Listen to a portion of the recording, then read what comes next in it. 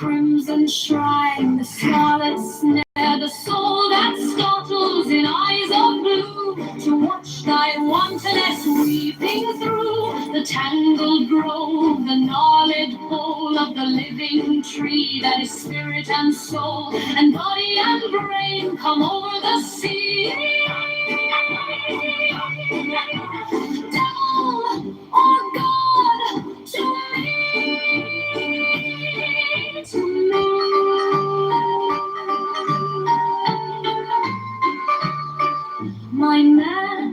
My man, come with trumpets sounding shrill over the hill. Come with drums low muttering from the spring. Come with flute and come with pipe, am I not right? I who wait and writhe and wrestle with air that hath no boughs to nestle. My body weary of empty clasp, strong as a lion and sharp as an asp. Come, oh come, I am numb with the lonely lust of devildom. Thrust the sword through the galling fetter, I'll devour, I'll be getter.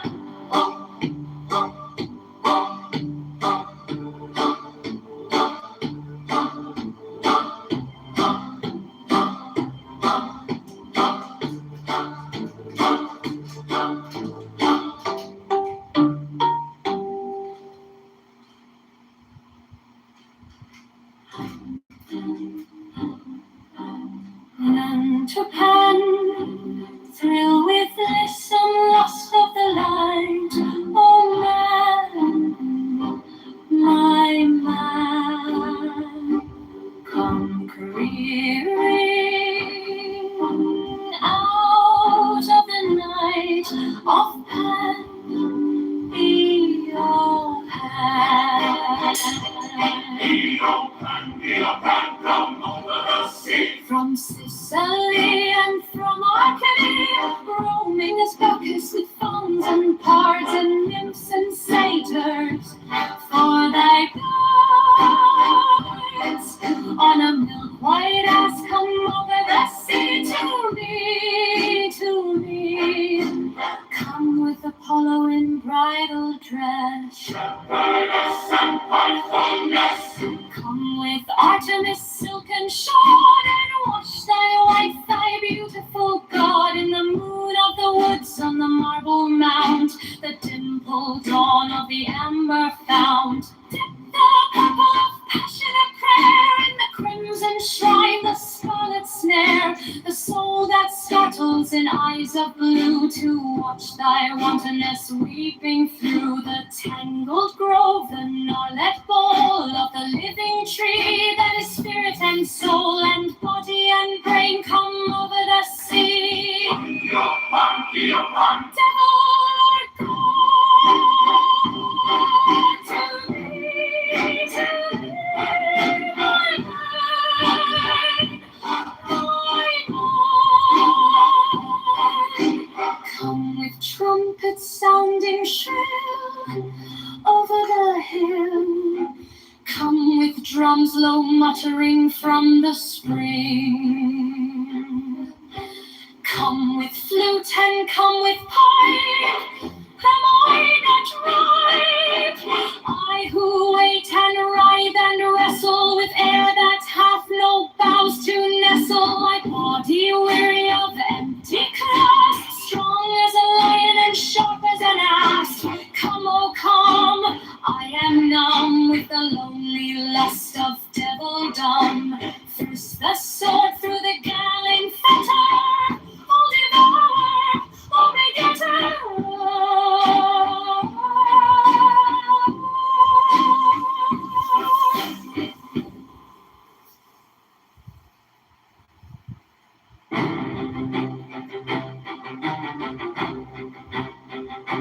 Thou who art I beyond all I am, who has no nature nature and no name.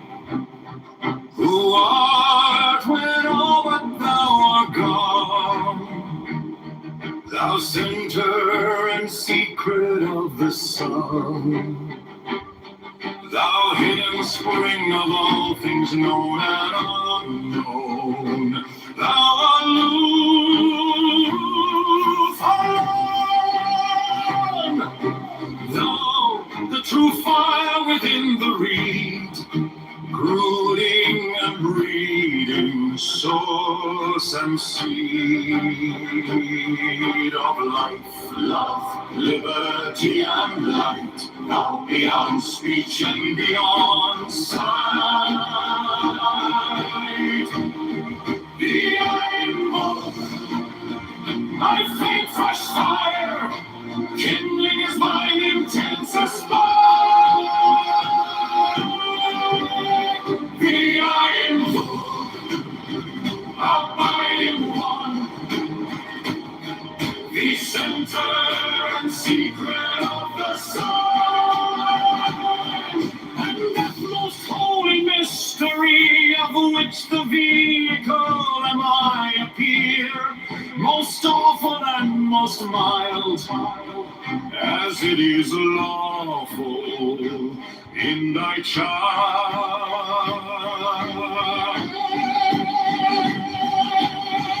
For of the Father and the Son, the Holy Spirit is the norm, all female quintessential, one man being veiled in woman form, glory and worship in the highest out of mankind that defies being that race most royally run to spring sunshine through winter storm. Glory and worship be to thee, sap of the world age, wonder tree. Glory to thee from gilded dawn. Glory to thee from waiting warm.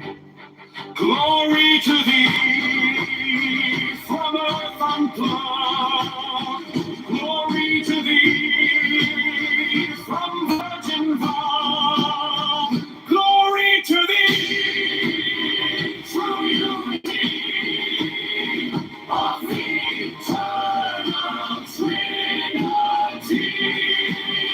Glory to thee, thou silent dam, and self of I am that I am. Love is the law, love under will.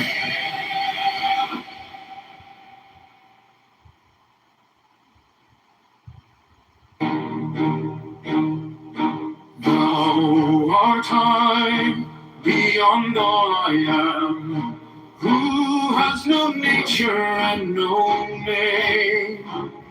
Who art when all but thou art gone? Thou center and secret of the sun.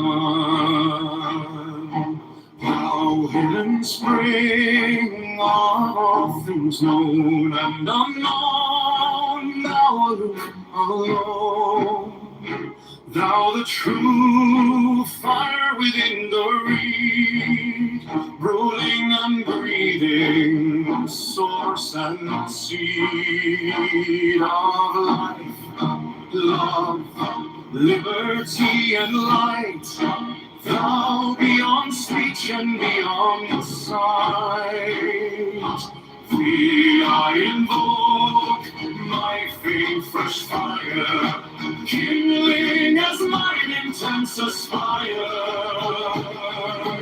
Thee I invoke, abiding one, the center and secret of the sun,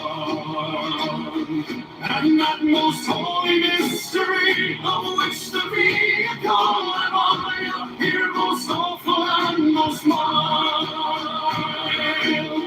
as it is lawful in thy child. For of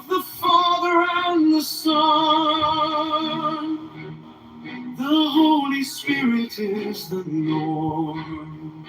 Male, female, quintessential one. Man being veiled in woman form. Glory and worship in the highest. Thou dove, mankind that defiest. Being that race most royally run to spring sunshine through winter storm. Glory and worship be to thee. Sap of the world as wonder tree. Glory to thee from gilded dawn.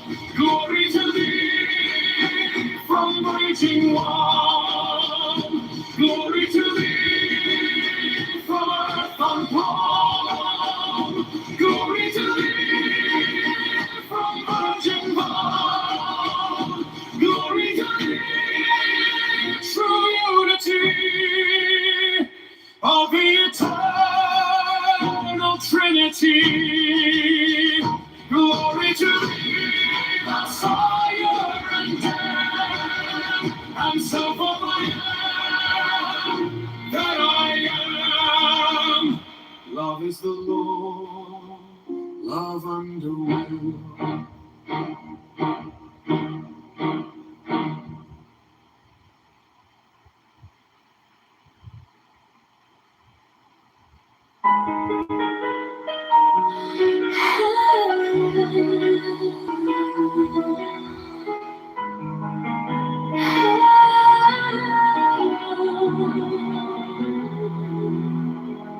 Thou who art high beyond all I am, who has no nature and no name, who art when all but thou art gone, thou center and secret of the sun.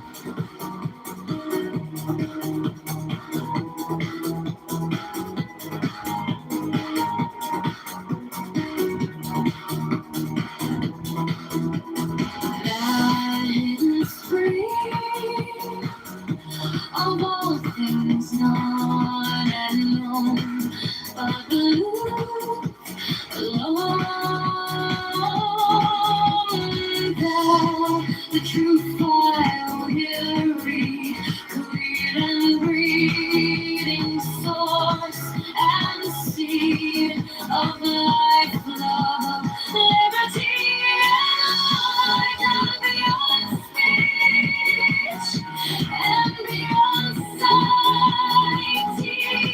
I invoke my faith, fresh fire killing as mine intense aspire thee. I invoke abiding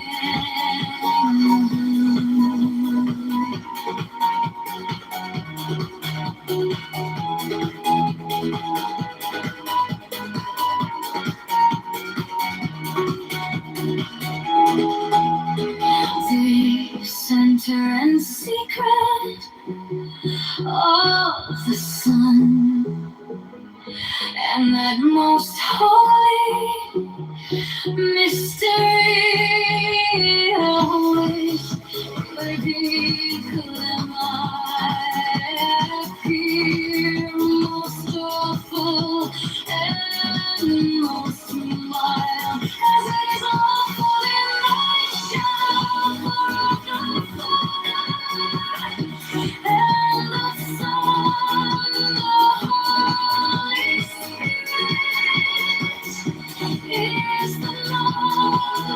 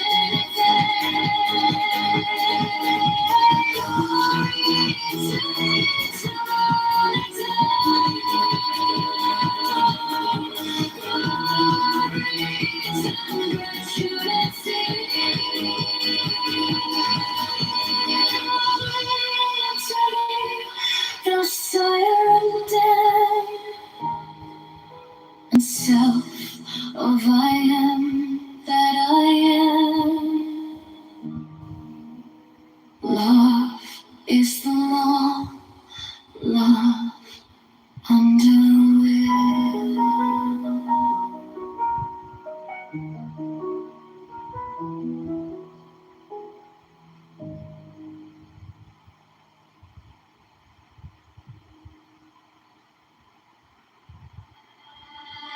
She knows to cancel.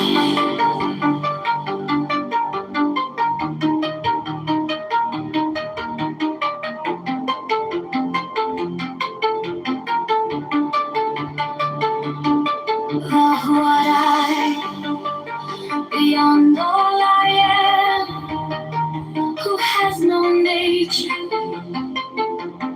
and no name, who art when all but thou art gone, thou center and secret of the sun, thou hidden spring of all things known and unknown, thou aloof alone, thou the true fire within the reed, brooding and breeding source and seed of life, love, liberty and light, thou beyond speech and beyond sight, thee I invoke, my faith fresh fire, kindling as mine intense desire, thee I invoke, abiding one, thee center and secret of the soul, and that most holy mystery, of which the vehicle am I.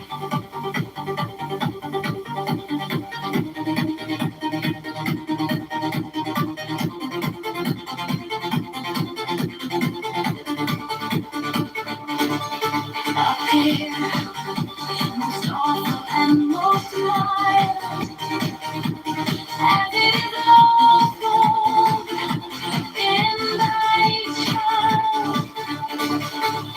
For of the Father and the Son, the Holy Spirit is the non-female quintessential one, then being veiled in woman form, glory and worship in the highest, thou doth mankind that defiest, being every soul's royally wired to spring sunshine through winter storm, glory and worship be to thee, set of the world, wonder tree, glory to thee from gilded throne, glory to thee from waiting wall.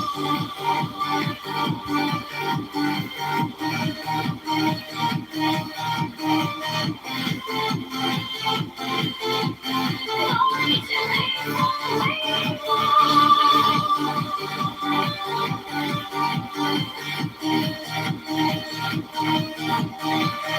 to thee from waiting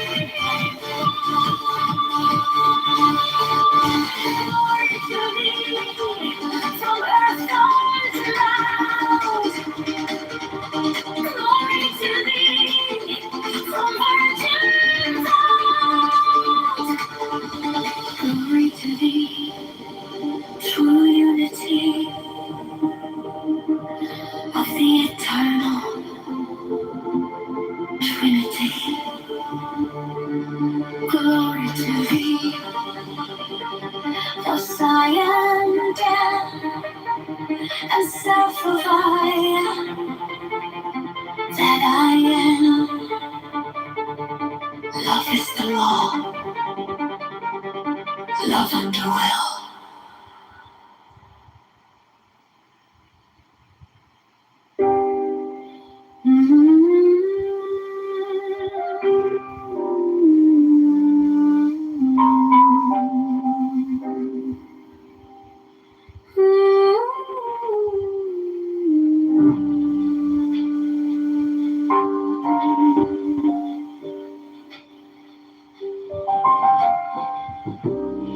Down wide, beyond all I am, who has no nature and no name, who art when all but thou art gone, Thou center and secret of the sun, thou hidden spring of all things known and unknown, thou alone, alone. Now the true fire within the reed, brooding and breeding, source and seed of life,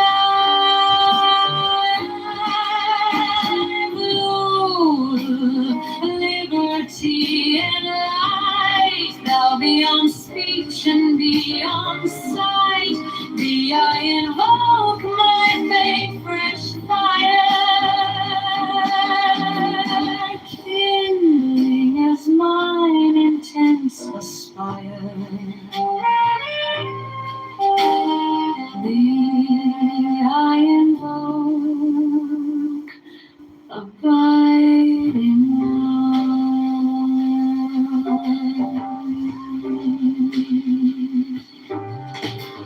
The center and secret of the sun,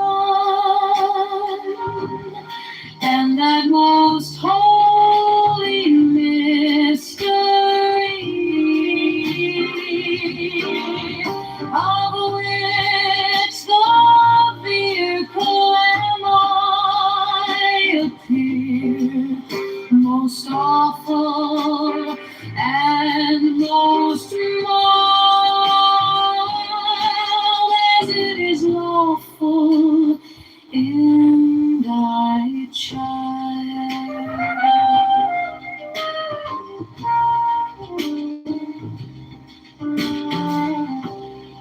For of the Father and the Son, the Holy Spirit is the norm. Male, female, quintessential one. Man being veiled in woman form. Glory and worship in the highest. Thou dove and kind that deifiest, being the race most royally run, to spring sunshine through winter storm. Glory and worship be to thee, sap of the world, ash wonder tree. Glory to thee from gilded tomb. Glory to thee from waiting womb. Glory to thee from earth unplugged. Glory to thee from virgin God.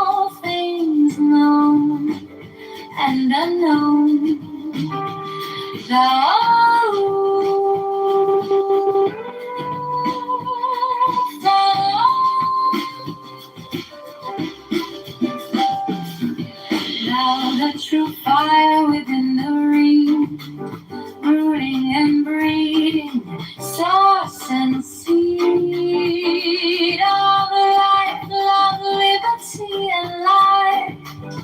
Thou beyond speech and beyond sight. Thee I invoke my faint fresh fire, kindling as mine intensest fire. Thee I invoke abiding one.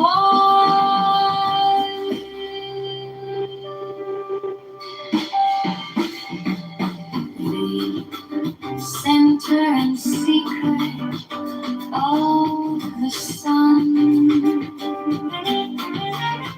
and that most holy mystery of which the vehicle am I, appear most awful and most mild, as it is lawful in thy child.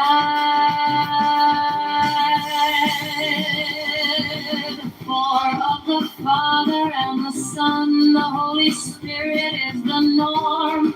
Male, female, quintessential one. Man being veiled in woman form. Glory and worship in the highest, thou dove. Mankind that day fliest, being that race most royally run to spring sunshine through winter storm. Glory and worship be to thee, sap of the world, ash, wonder tree. Glory to thee from gilded tone, glory to thee from waiting on, glory to thee from earth uncloned, glory to thee from virgin bowed, glory to thee true unity of eternal Trinity. Glory to thee, thou sire and dam and self of I am that I am. Love is the law of underwind.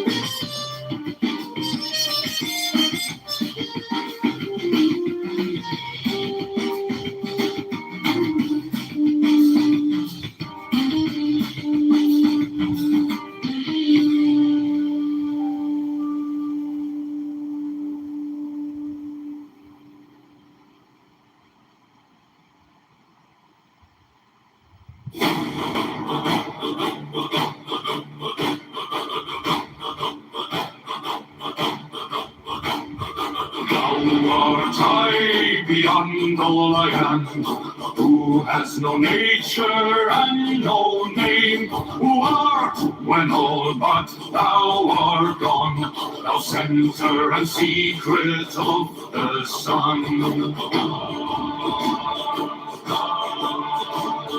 Thou hidden spring of all things known and unknown, thou aloof alone, thou the true fire within the reed, ruling and breeding, source and seed of life, love, liberty and light, now beyond speech and beyond sight.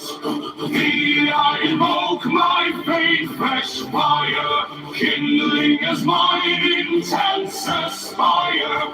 Thee I invoke, abiding one, the center and secret of the sun.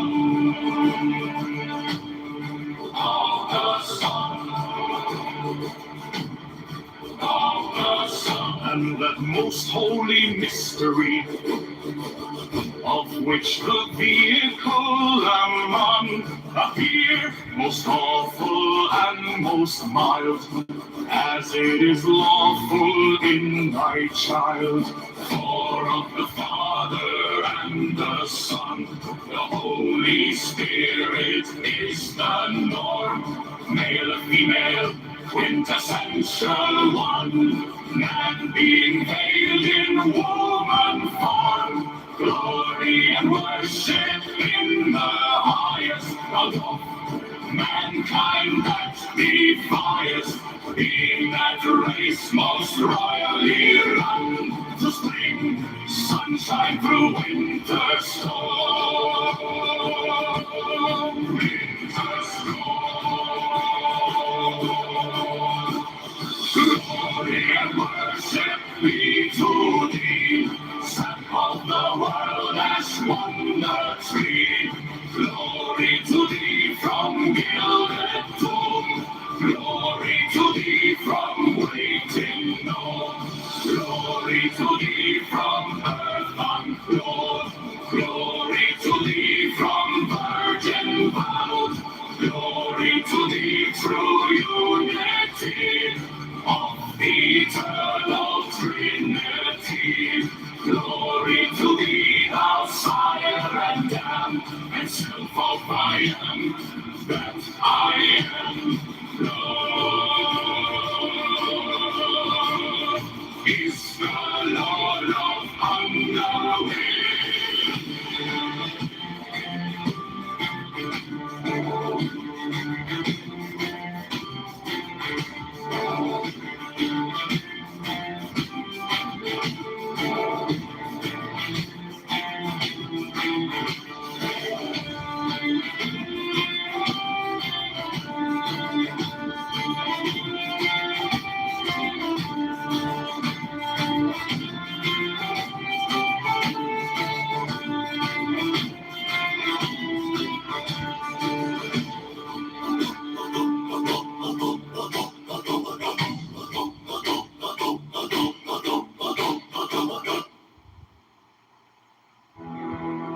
Agnostic and temperate. Thou who art I beyond all I am, who has no nature and no name, who art when all but thou art gone. Thou center and secret of the sun, thou hidden spring of all things known and unknown, thou aloof alone, thou the true fire within the reed, cooling and breeding, source and seed of life, love, liberty, and light. Thou beyond speech and beyond sight, thee I invoke my faint fresh fire, kindling as mine intense aspire. Thee I invoke, abiding one, the center and secret of the sun, and that most holy mystery, of which the vehicle of I appear, most awful and most mild, as it is lawful in thy child. For of the Father and the Son, the Holy Spirit is the norm, male, female, quintessential one. Man being veiled in woman form, glory and worship in the highest. Out of mankind that defiest, being that race most royally run, to spring sunshine through winter storm. Glory and worship be to thee, Son of the world, ash wonder tree. Glory to thee from gilded tomb. Glory to thee from waiting womb. Glory to thee from earth unplowed. Glory to thee from virgin vowed. Glory to thee, true unity of the eternal Trinity. Glory to thee, thou sire and dam and self of I am that I am. Love is the law, love under will.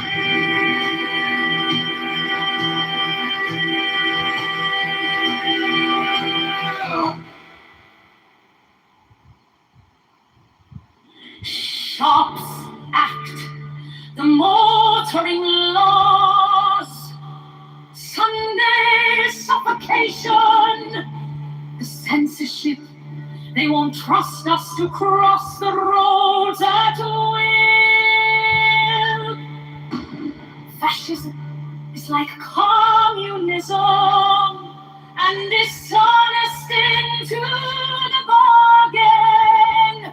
The dictators suppress all art, literature, theater, music, news that does not meet their requirements. Yet the world only moves by the light of genius. The earth will be destroyed in mass. The establishment of the law of the lean is the only way to preserve individual liberty and to assure the future of the race. In the words of the famous paradox of the Conti Deference, the absolute rule of the state shall be a function of the absolute liberty of each in the world.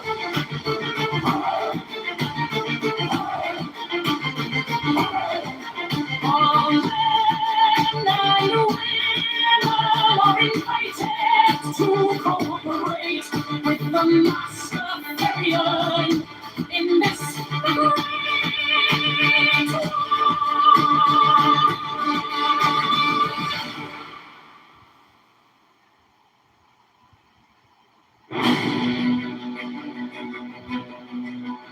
Shops at the motoring laws, Sunday suffocation, the censorship.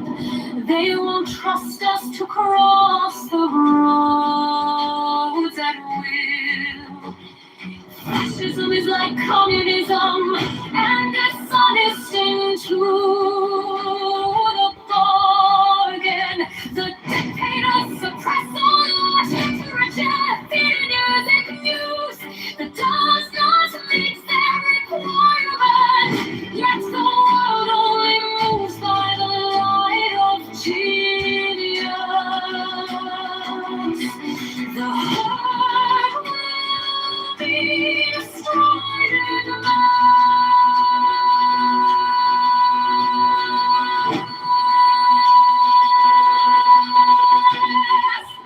The establishment of the law of the lean is the only way to preserve in the future all liberty and to assure the future of the race. In the words of the famous paradox of the Conti Deference, the absolute rule of the state shall be a function of the absolute liberty of each individual.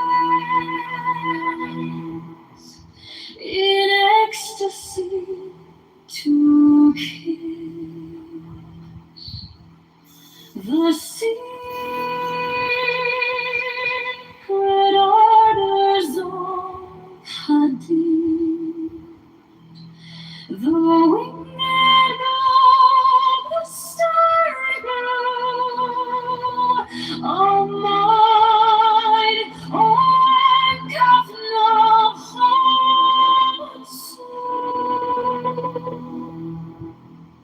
15. Now ye shall know that the chosen priest, still of infinite space, is the prince priest, the beast. And in his woman called the scarlet woman is all power given. They shall gather my children into their fold. They shall bring the glory of the stars into the hearts of men. 16. For he is ever a sun and she a moon, but to him is the winged secret flame, and to her the stooping starlight. 17. But ye are not so chosen. 19. But upon their brows a slenderous serpent. 19. Was your little woman bend upon them. 20. The key of the rituals is in the secret word which I have given unto him. 21. With the God and the Ador, I am nothing. Do not see me. They are as upon the earth. I am heaven. And there is no other God than me, and my Lord.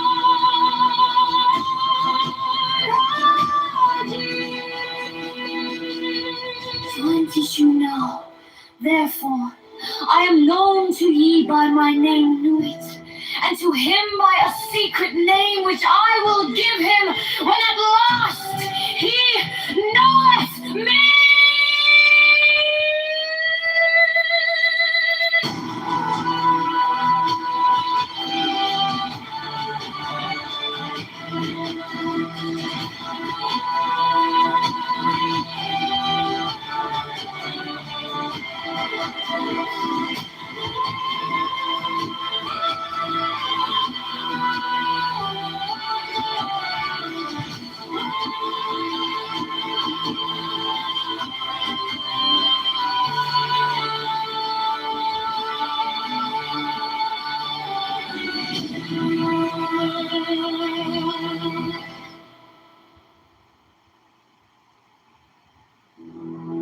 She bends in ecstasy to kiss the secret ardors of her deeds, the winged globe, the starry blue are mine on Kathnafon's sea.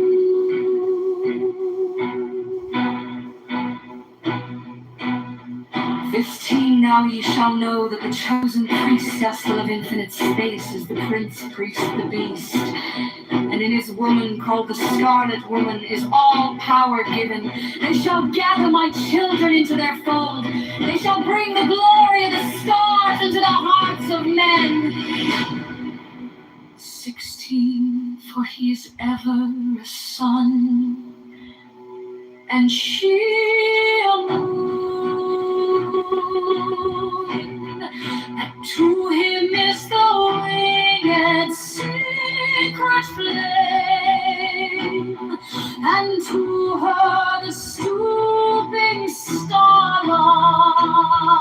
17. But ye are not so chosen.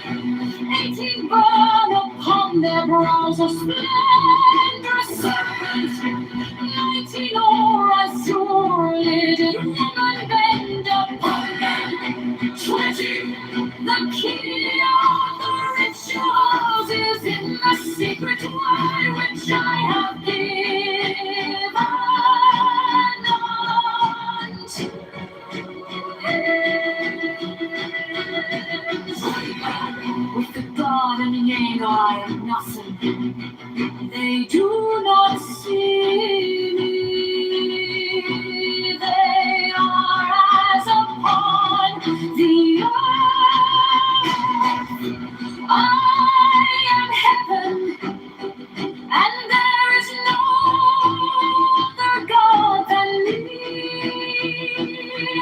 and my Lord had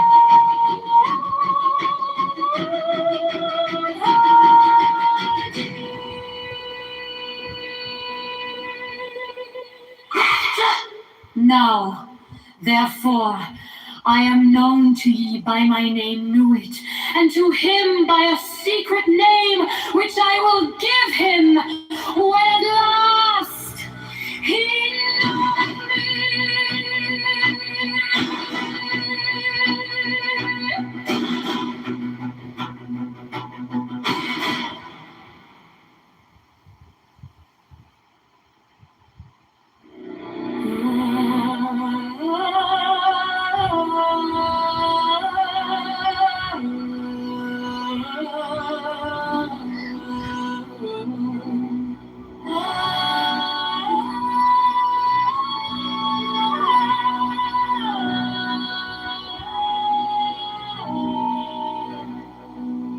Democracy daughters.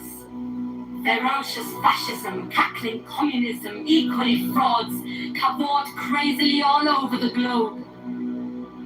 They are hemming us in. They are abortive births of the child, the new Aeon of Horus. Liberty stirs once more in the womb of time. Evolution makes its changes by anti-socialistic ways. The abnormal man who foresees the trend of the times and adapts circumstantially is laughed at, persecuted, often destroyed by the herd. But he and his heirs, when the crisis comes, are survivors. Above us today hangs a danger, never yet paralleled in history. We suppress the individual in more and more ways. We think in terms of the herd. War no longer kills soldiers. It kills all indiscriminately. Every new measure of the most democratic and autocratic governments is communistic in essence. It is always restriction. We are all treated as imbecile children. Dora. Democracy daughters, ferocious fascism, cackling communism, equally frauds, cavort crazily all over the globe. They are hemming us in. They are abortive births of the child, the new Aeon of Horus. Liberty stirs once more in the womb of time. Evolution makes its changes by anti-socialistic ways. The abnormal man who foresees the trend of the times and adapts circumstances intelligently is laughed at, persecuted, often destroyed by the horde. But he and his heirs, when the crisis comes, are survivors.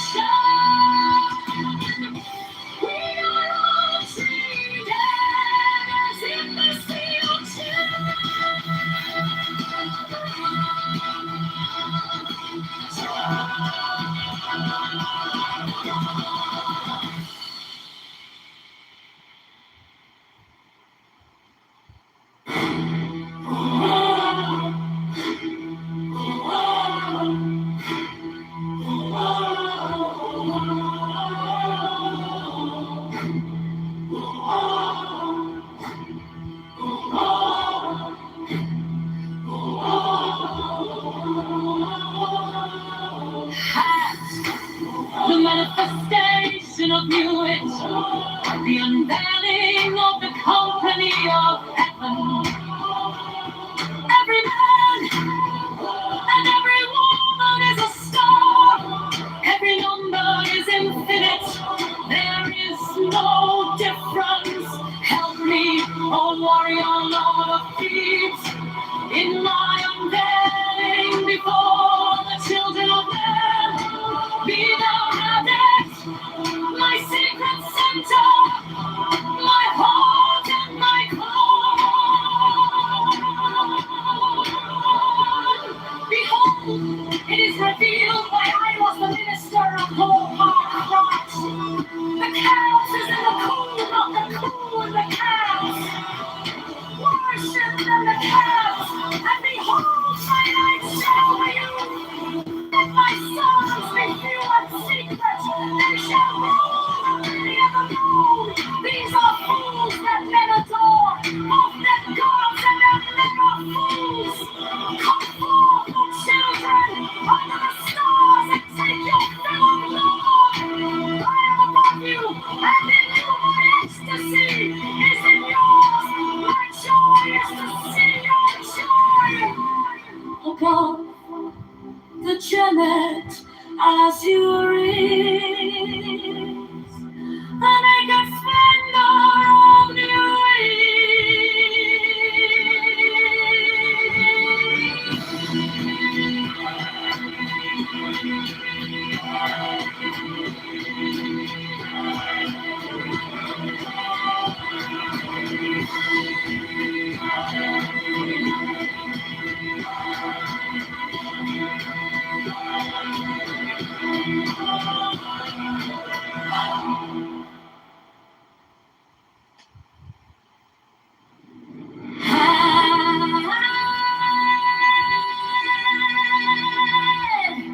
the manifestation of new ways, the unveiling of the company of heaven.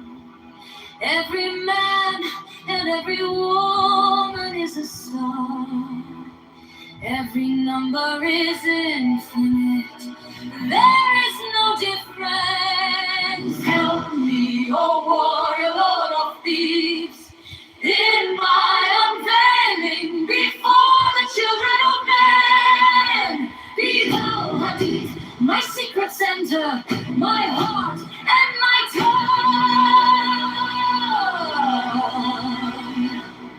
Behold, it is revealed by I was the minister of Lord thy God.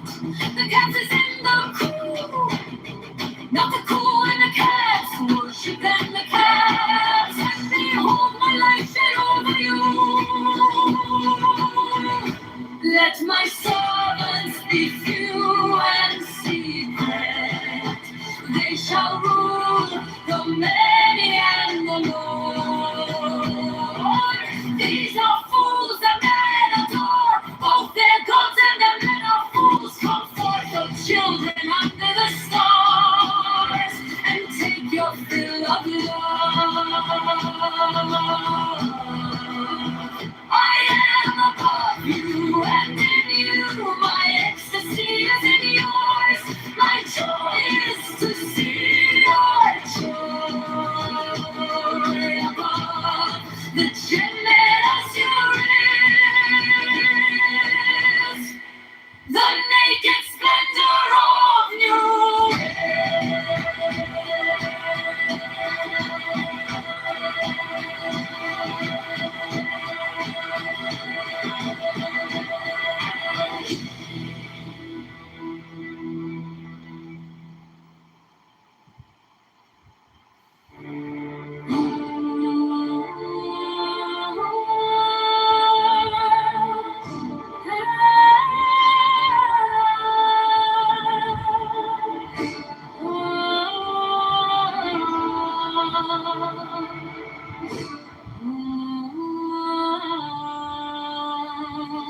Appear on the throne of God.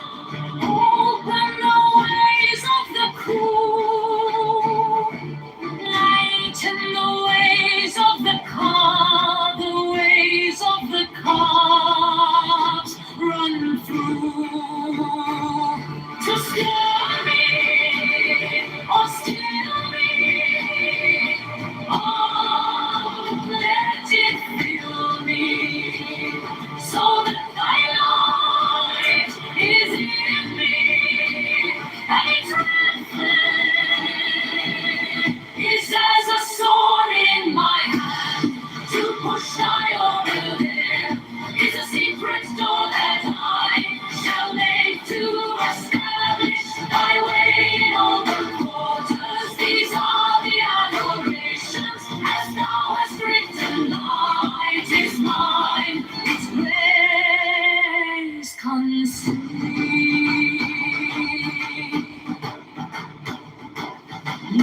me, I have made a secret door into the house of Rantum,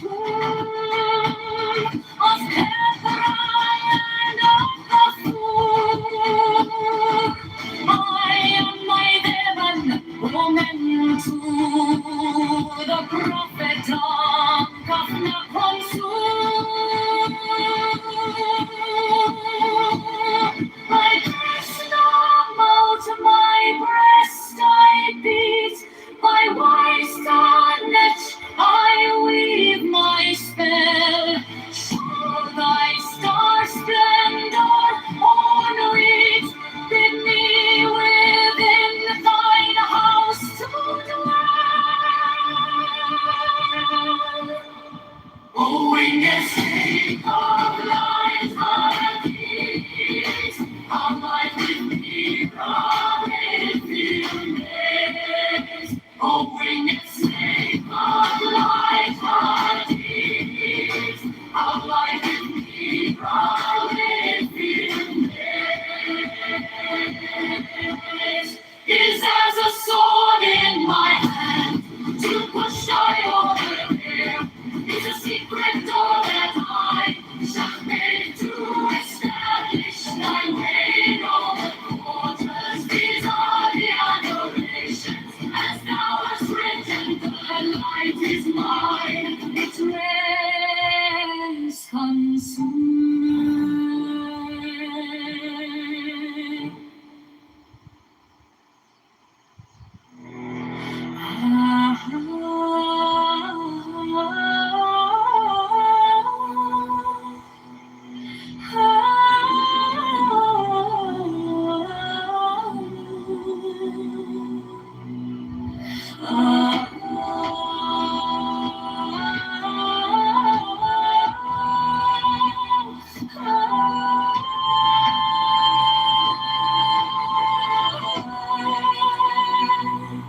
Appear on the throne of Ra, open the ways of the cool, lighten the ways of the calm, the ways of the calm and through. Stir the earth still me, all that is in me, so that thy light is in me, and its red flame is as a sword in my hand to push by your door. There is a secret door that I shall make to establish thy reign in all the quarters. These are the adorations as thou hast written. As it is said, the light is mine, its rays consume me. I have made a secret door into the house of Ra and tomb of Ketover, of Hathor. I am thy demon, omen to the prophet on Nakonsu. My best now to my breast I beat, for I stand edge, I weave my spell. Show thy star splendor on it, bid me within thine house to dwell. Oh, winged snake of light, Hadid, abide with me, Rahor Queen. Appear on the throne of Ra, open the ways of the calm, lighten the ways of the calm, the ways of the calm like throne. Stir your spirit, all that is in me, so that thy light is in me, and its red flame as a sword in my hand to push by order.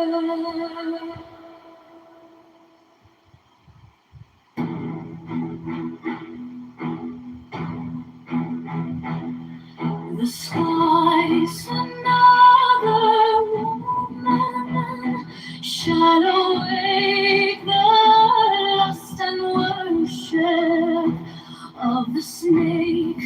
Another soul of God and beast shall mingle in the globed priest. Another sacrifice shall stain the tomb. Another king shall reign, and blessing no longer be poured to the hawk-headed mystical Lord.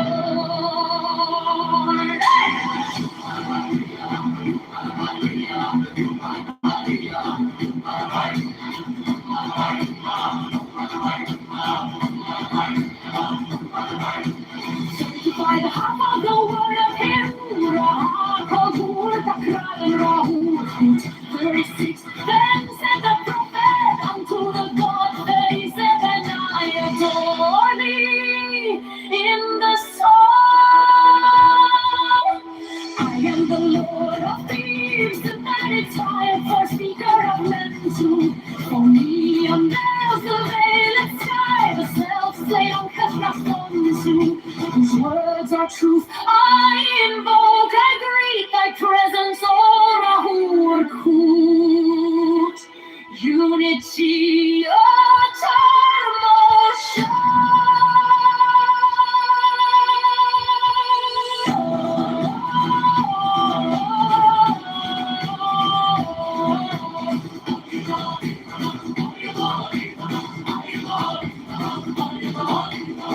I adore the light of death, supreme and terrible God, who makest the gods and death to tremble before thee.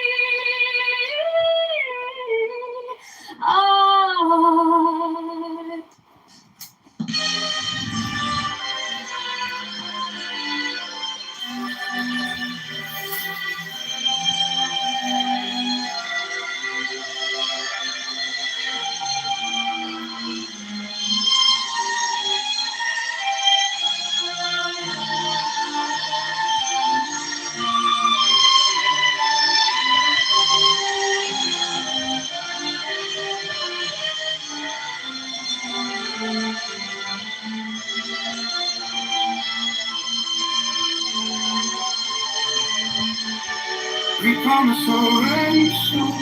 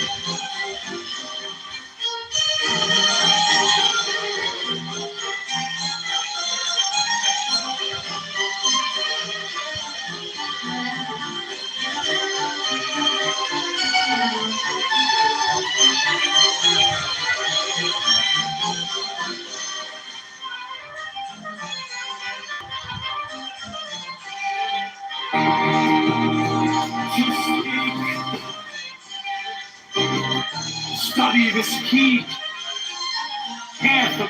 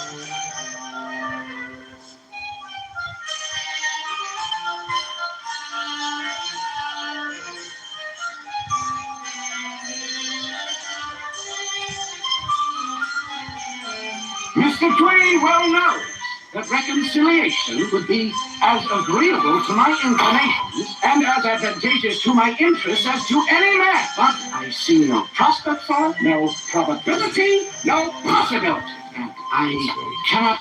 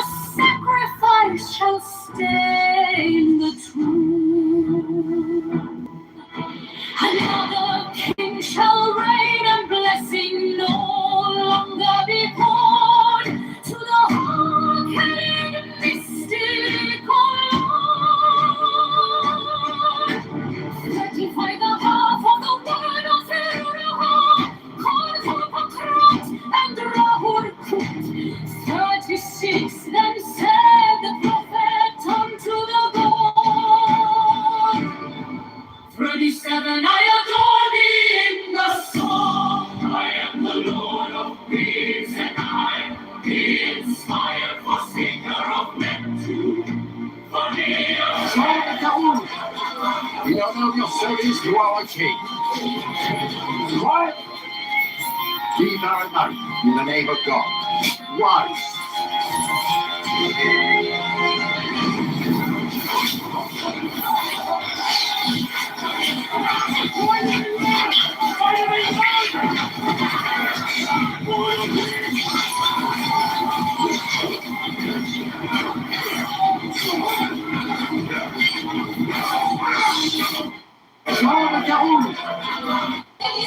This is Chicago Mayor looked up. There goes the Greek girls.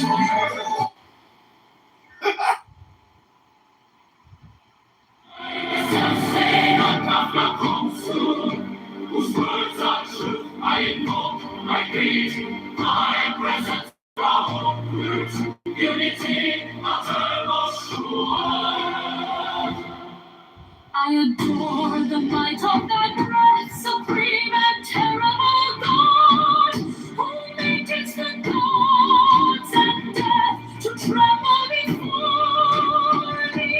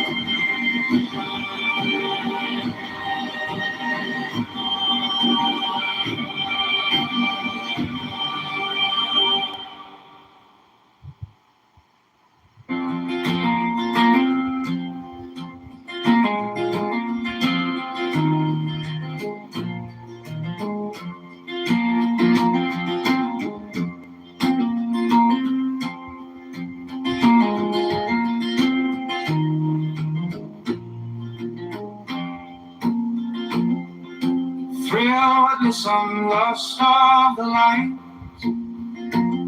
Oh man, my man, come careering out of the night of pan, be open, be open, be open, come over the sea.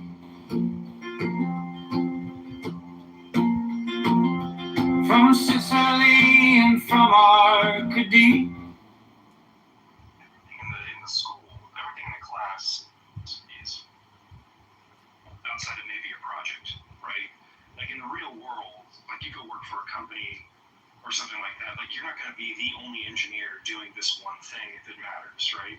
You're going to be working with people in a team, you'll be able to ask questions, you'll have the internet, you'll have access to AI, all the information, you'll have time. Even if it's a crazy timeline, you'll still have time. It won't just be like, I have an hour, which is what an exam is, right? And you'll have other people oftentimes checking your work, right? Oftentimes they'll do different calculations in teams of 3 to make sure that, like, okay, our numbers match up, these calculations match up, and if they don't, we can figure out why, right? That's like the real world. So all these exams where it's like, okay, here's your TI-36, you have an hour, crunch these numbers, you better remember everything, and you can't access anything. Like, that's pretty artificial, right? So, again, I'm not arguing for cheating, because it's like the way that we're trying to come up with confidence. Roaming is back with thorns apart, It's not really a test that you and innocent satyrs for thy guard.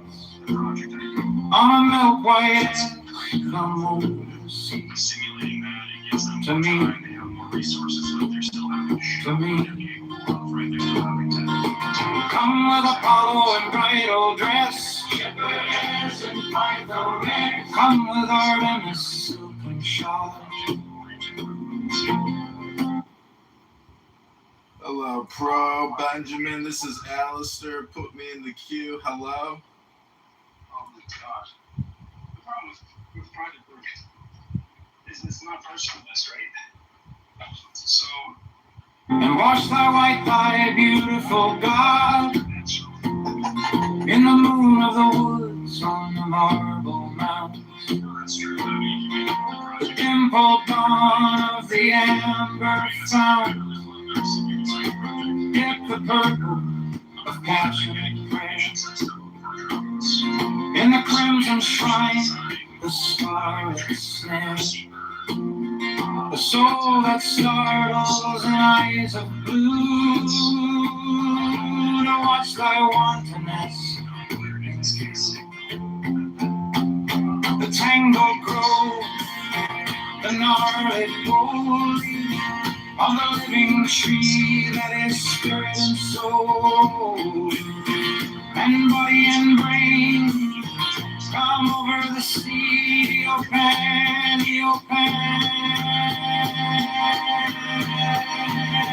devil or God to me, my man, come with trumpets shrill over the hill. each of us has a section of the project and the project within the project. None of us like, Come with drums low muttering like there's four of us and there's too from the much. spring. Like for instance, when I did all of the microcontroller stuff. Come with flute and come with pipe. Am I not right?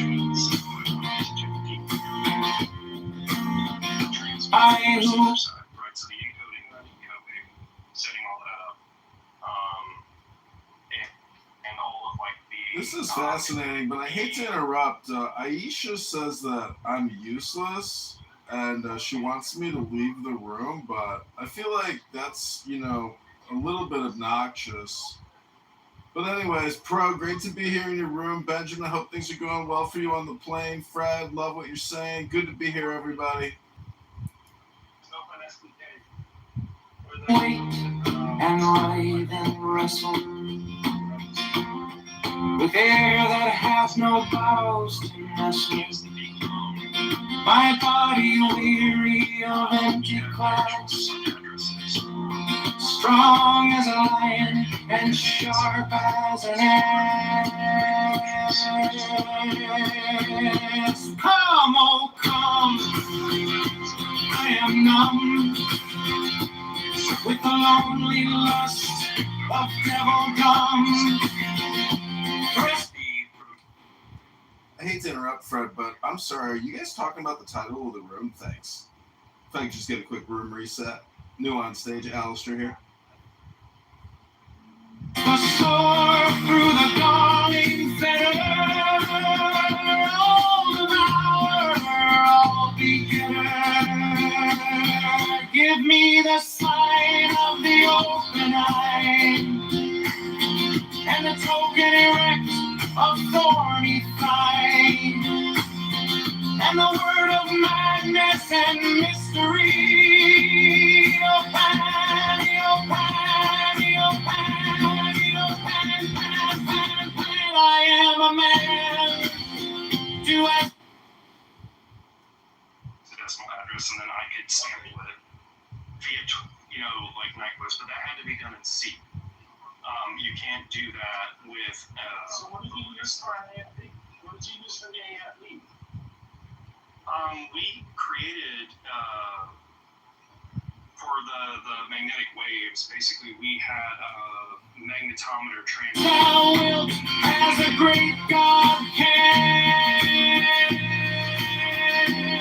Oh, Pan, oh, Pan, oh, Pan, oh, Pan, Pan. I am awake in the grip of the snake. The eagle slashes with beak and claw. The gods withdraw. The great beasts come. Eopan and born to death on the horn.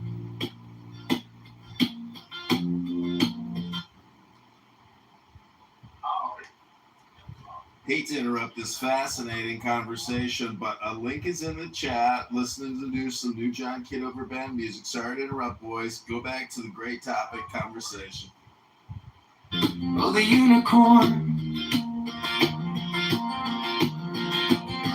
I am Pan, oh Pan, oh Pan, Pan, Pan. I am thy meat, I am thy man. Go out thy flock, I am gold, I am God. Flesh to thy bones, flower to thy rod. With hoofs of steel I race on the rocks. Through solstice stubborn to... Sorry, guys, I'm getting a lot of hate in the chat here. Aisha says that I'm useless trash and no one will miss me. Wow, thanks, Aisha. Thank you. Equinox, and I reap, and I reap, and I reap, and I rend, everlasting world without end. Mannequin made a man in the might of Pan. Your Pan, your Pan, Pan, Pan, your Pan.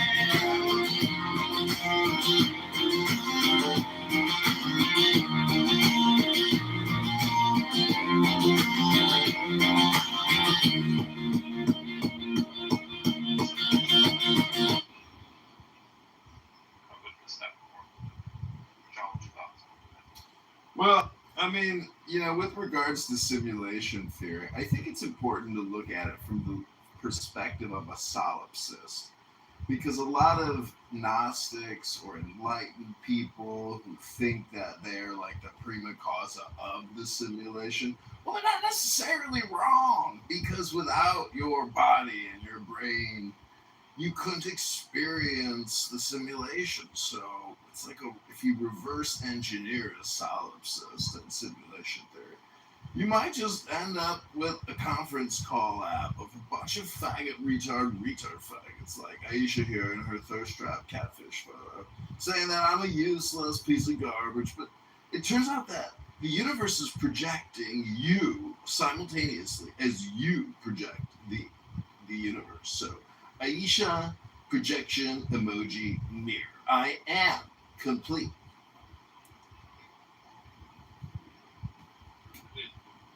Did he say it's complete?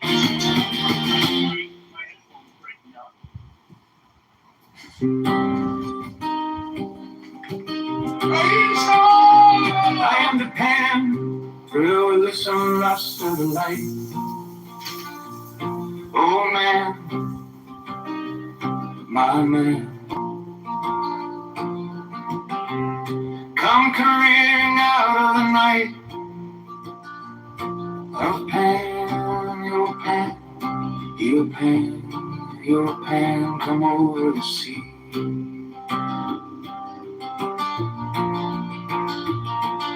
From Sicily and from Arcady, Romanus Bacchus with fawns and pards, and nymphs and satyrs for thy guards, O milk white ass, come over the sea. To me,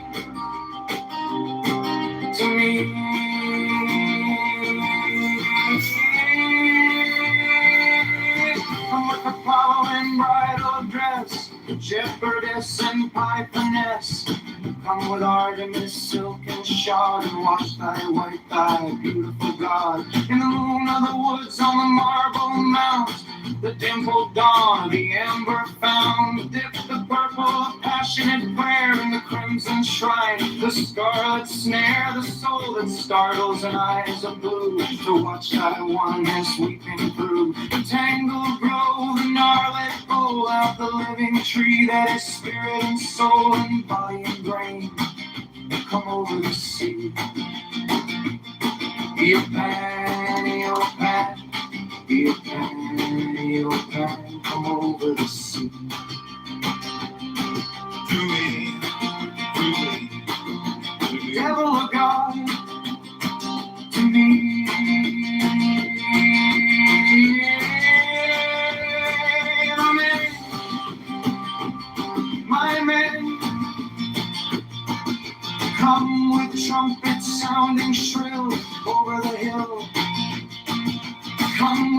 comes low muttering from the spring. Come with flute and come with pipe, am I not right? I who wait and ride and wrestle with air that hath no boughs to nestle my body, weary of empty clasp, strong as a lion and sharp as an axe. Come, oh come, I am numb with the lonely lust of bubblegum. Thrust the sword through the galling fetter, all devour, all together. Give me the sign of the open eye and the token erect, a thorny thigh and the word of madness and mystery, O Pan. Yo Pan, yo Pan, yo Pan, yo Pan, Pan, Pan, Pan. I am a man. Do as thou wilt as a great God can. O Pan, yo Pan, yo Pan, yo Pan, Pan.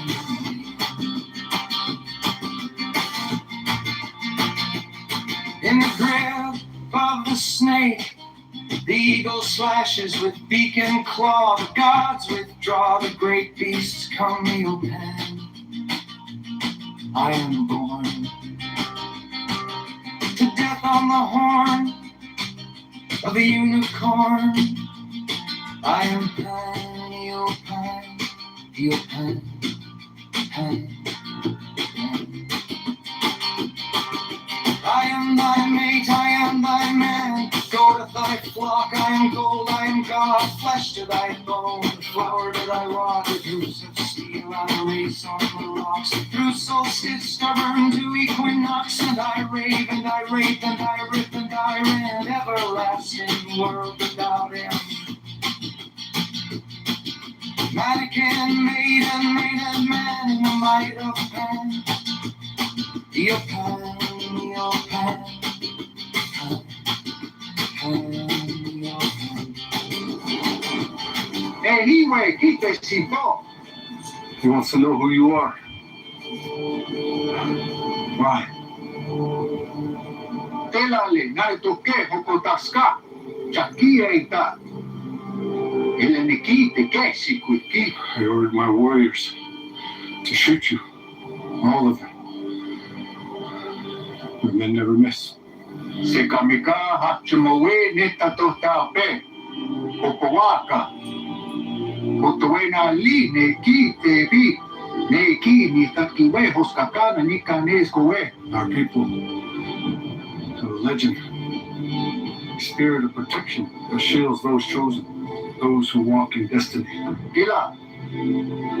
Kokosana, kila, kotoena li. The Creator chose you. You've been shielded by the spirit. Inatomano ki. Nehiwe, quítesito. So ask again, what are you called? My name is George Washington. Ni imam, kauleta, quítesito. I will remember this name.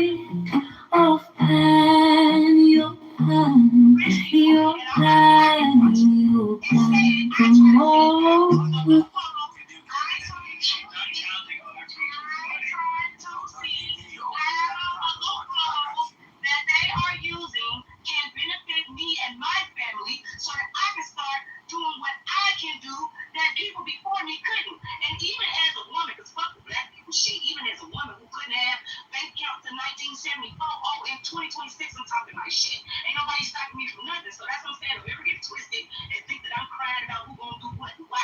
However, I can speak from the perspective of someone who was affected. Like, I'm not mad at rich people for getting rich because I've been a part of that class that was affected when they had to pull jobs and contributions out of social services because their pockets was being hit for whatever reason, whether it be because they was mad, whether it be because they lost money in the housing market, whether it be because of the stock market crash, jobs, or whatever. When rich people pockets are hit in any type of way, it automatically affects the lowest class of people that everybody is fighting for, trying to get rid of rich people. And so that's why I don't understand. And I agree with you. Miss Ronnie is saying that when rich people get a cold, poor people sneeze. I believe that's what Miss Ronnie is saying. That is true. Ronnie's right. I'm sorry, ma'am. I don't disagree with you anymore. You're right. And that's the thing, Ronnie, like you said, like, I just will say this about rich people. Do you want a poor person who's struggling to make payroll every week signing your check? Or do you want a really rich person signing your check? I want a fucking rich person signing my check. Wake that up, Nick. Wake that up. Like what was it Norm and Abby and all them were saying earlier? Like, I think that was the first thing, the reason why Donald Trump won the first time was when he was debating Hillary and he was talking about all the loopholes and everything like that. And he used the same loopholes that she was responsible for writing and all her donors and special interests used. She could have done something about it. Like you had Democrats controlling both houses. Why didn't they stop this? Why didn't they do anything about this? Because they don't. They talk a lot about it. Classes, motherfuckers, told them so, because they some classes, knee on your neck, motherfuckers, fool. That's why. We're not in the your neck motherfucking shit. We need a couple of Jerry open over here. This ain't Minneapolis.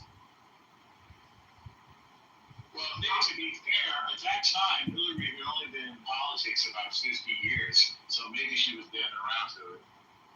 That's And how much did you say? Her husband cheated on her with a 19-year-old Jewish intern. But Abby, yeah, no, around the Clinton Foundation, that thing is such a scam. I mean, it's blatantly obvious. I used to audit these entities and not-for-profits, but these were legit companies. And when I used to see the salaries of them, they weren't exorbitant. But yeah, the Clinton Foundation is such a scam. Well, I have affirmation from a good friend of mine, a Princeton economist with whom I went to high school.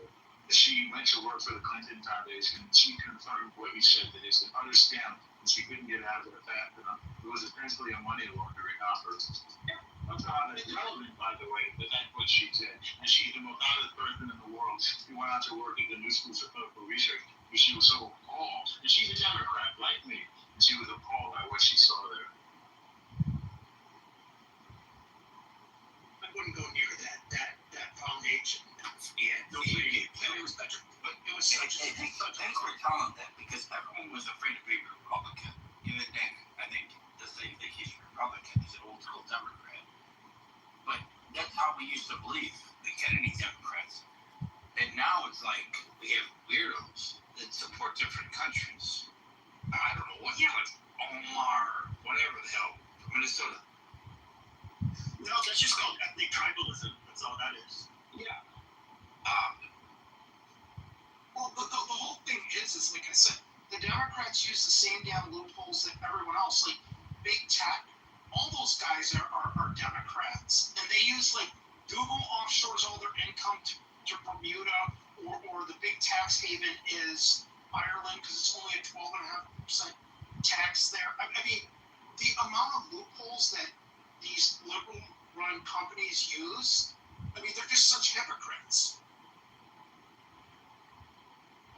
Guarantee you, Barbara Streisand and the crowd in Hollywood that was supporting Harris all have done elaborate estate planning, asset protection. They probably have Cook Islands, they probably have Turks. And you can go through the list of how they're set up. you said. They're hypocritical people that want their cake and eat it too. It's Puerto Rico because they only have a 4% capital gains tax, and like you don't have to like renounce your U.S. citizenship. So that's becoming like a new popular island. And another island in the Caribbean is St. Kitts and Nevis. They don't have an income tax, and neither does Antigua. For the longest time, Cayman used to be the most popular place, but the fees are really expensive now in the Cayman.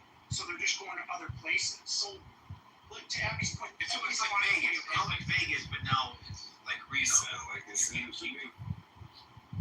they're all going to take advantage. They're not stupid.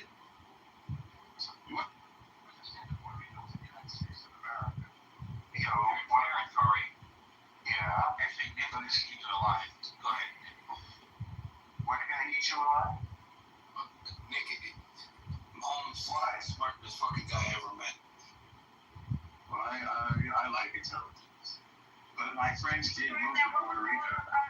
What was other islands you said? Puerto Rico and Cayman, St. Kitts and Nevis. Yeah. St. Kitts and Nevis, Antigua, Dubai doesn't have an income tax. Saudi Arabia. But that's not tax, but then also asset protection. We used to do the co-management. We still do. Hello, moderators. Moderators, I would like to make a case that structural white racism is alive and well in the big beautiful bill and all this tax evasion, which is clearly what we are discussing. Where is the map? You're from North Bay, Chicago, right? He's trolling. He's kidding. I know. Hey, how you been, brother? Demon's not here. Sorry. Well, then to the former African American woman who believes that when the rich get poor, she gets poor. My darling dear, you couldn't be further from the truth. I'm pure blood American. I'm pure blood. Pure blood. Fuck out here. I don't care. Listen, I don't care about none of that shit. Okay? I don't care. Me and my white brother and sisters is gonna take advantage of these goddamn tax cuts like these rich motherfuckers, and we gonna fucking say we want to say because that's the First Amendment, and then what we gonna say is nothing about the second one around that bitch. Like, we don't care. We do not care. Like, I'm not gonna spend the rest of my life hating. I'm 45 fucking years old. I'm 45 years old. I'm not about to spend the rest of my life hating. I'm trying to peek in the books so I can take notes and do that shit for my family. I gotta trust for my fucking family so much shit y'all gotta go through probate. Y'all worried about the wrong goddamn thing. Got those 401ks just sitting there. Got them naked ass LLCs just sitting there. That shit gonna be writing probate, getting hit by your creditors before your family get it. Worry about yourself. I'm paying attention. I don't got time to hate if I'm paying attention. I'm paying attention and applying pressure. Because that's my right as a pure-blooded American around this bitch. Shout out to the independent trust. Shout out to independent trust, right, Nick? Are we all doing funny voices now? Is that the thing? Io's on stage. Io, did you want to speak on anything? Or hell yeah, for the tax cuts and hopefully and shit. Yeah, absolutely. I'll say this: that it's kind of much that the corporations are just able to do so much of this work. I think if just the average poor person realized that if they make a corporation, they can kind of take their cuts for taxes after their losses as opposed to beforehand, just that little nuance right there, I think, would do a lot of people a lot of justice there. But a lot of people don't think of it as something that can pay forward. So. Yeah. Winter, you're new to the stage. Do you have anything you want to say, or you good? She's kind of been quiet. Juan, hello, good evening. What's up? I have something to say. Yeah, go for it, Juan.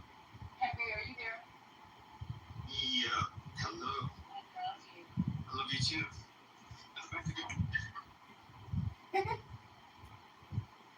That was very sweet. Aww. Could we all just take a minute and work on Pepe? I love you, Pepe. I love you too, Pepe. I love you, Pepe. We love you, Pepe. I'm thinking. No, not we. You gotta say I. Don't be. No. I'm not doing I. I'm doing we. No. You love everybody. I'm saying kisses, Pepe. Thank you. Tonight you get all the dicks you can suck, Pepe. Not too much now.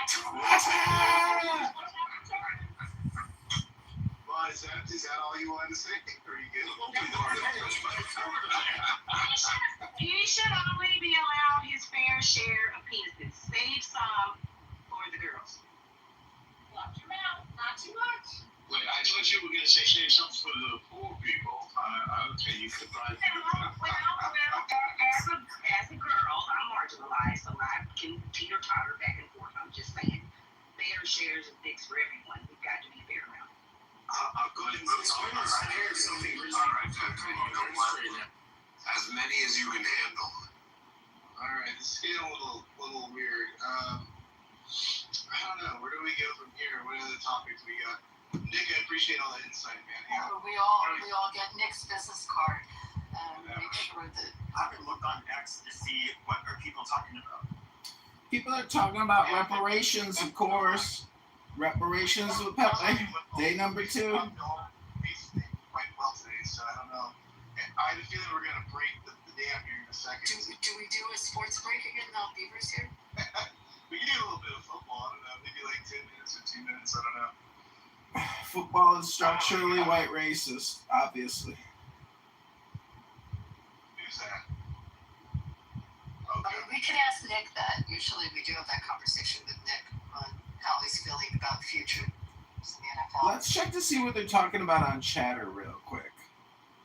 This thing. I would like to talk a little bit about the midterms and what's going to happen in the future of the country, because if my party regains control of any of the branches of government, I'm a little concerned about what's going to happen, because I think what Trump is doing is he's creating a corrective to some of the excesses of my party, very weird excesses, both politically, economically, legally, and culturally. Particularly over the cultural institutions, which seem to have been infected and ideologically captured. So that's something that's really, really interesting and important to me. I don't know if it is to anybody else. What the fuck did he just say? How do you get all of these people out of the media, and how do you get them out of the universities? I mean, the problem is, if you look just like in the 2010s, what percentage of the media, first of all, went largely female? A lot of the editors, editing boards, and the staff at many of the largest newspapers, which kind of ties into its own problems. You can look that up. But if you look at, like, for example, at universities, I'm sure you guys have seen it's been like this for decades, but it used to have.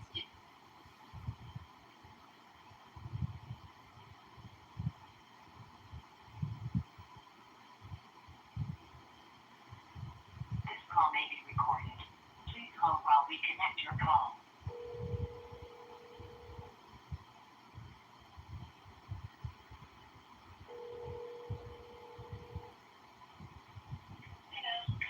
I can place an order for pickup.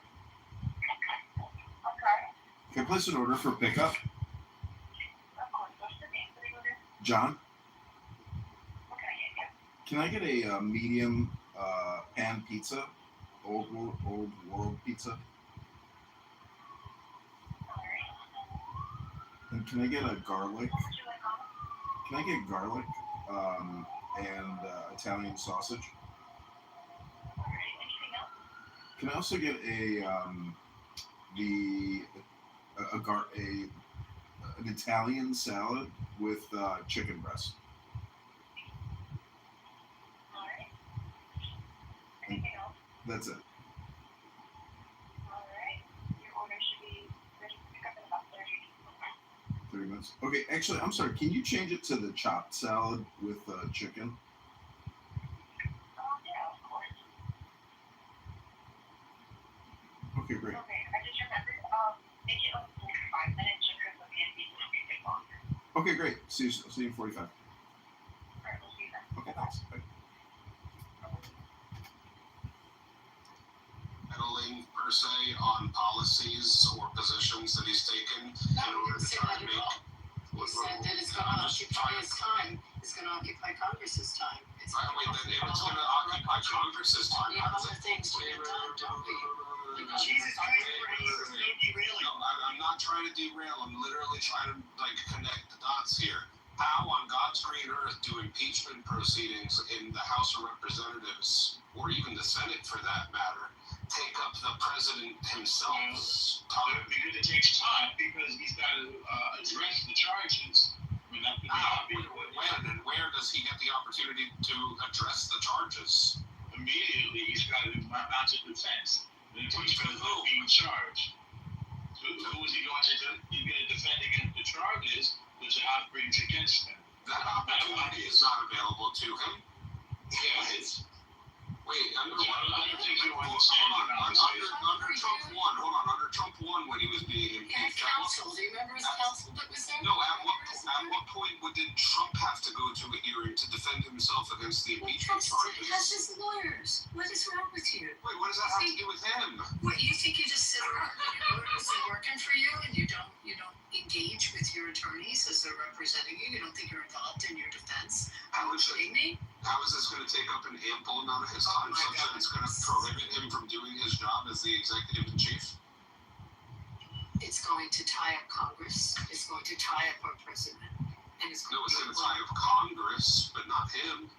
Yeah, well, that's an arm. I don't know if you know this, but it's one of the three branches of government. Yeah, it's not part of the executive branch. It's a separate branch.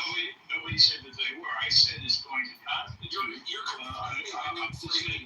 being a fucking shady Jew, dude, and I don't like it because I'm an honest dude. And it's guys like you that give guys like me a bad name.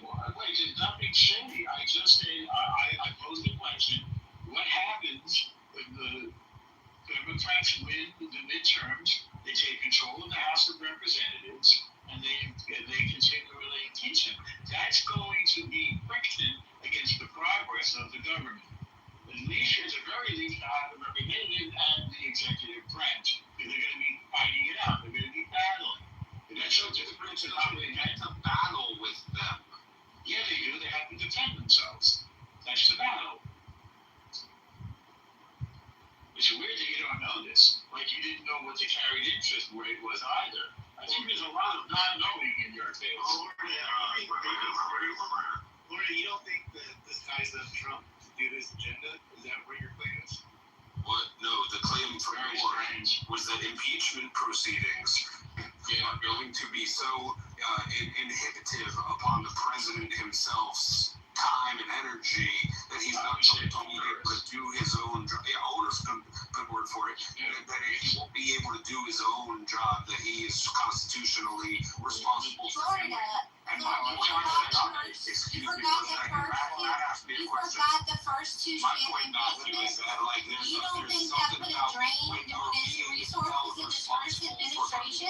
committing It's weird. constitutional It's duty weird. that you have to make that your first priority regardless of what the House is doing. No, I don't. Okay. Does that make sense?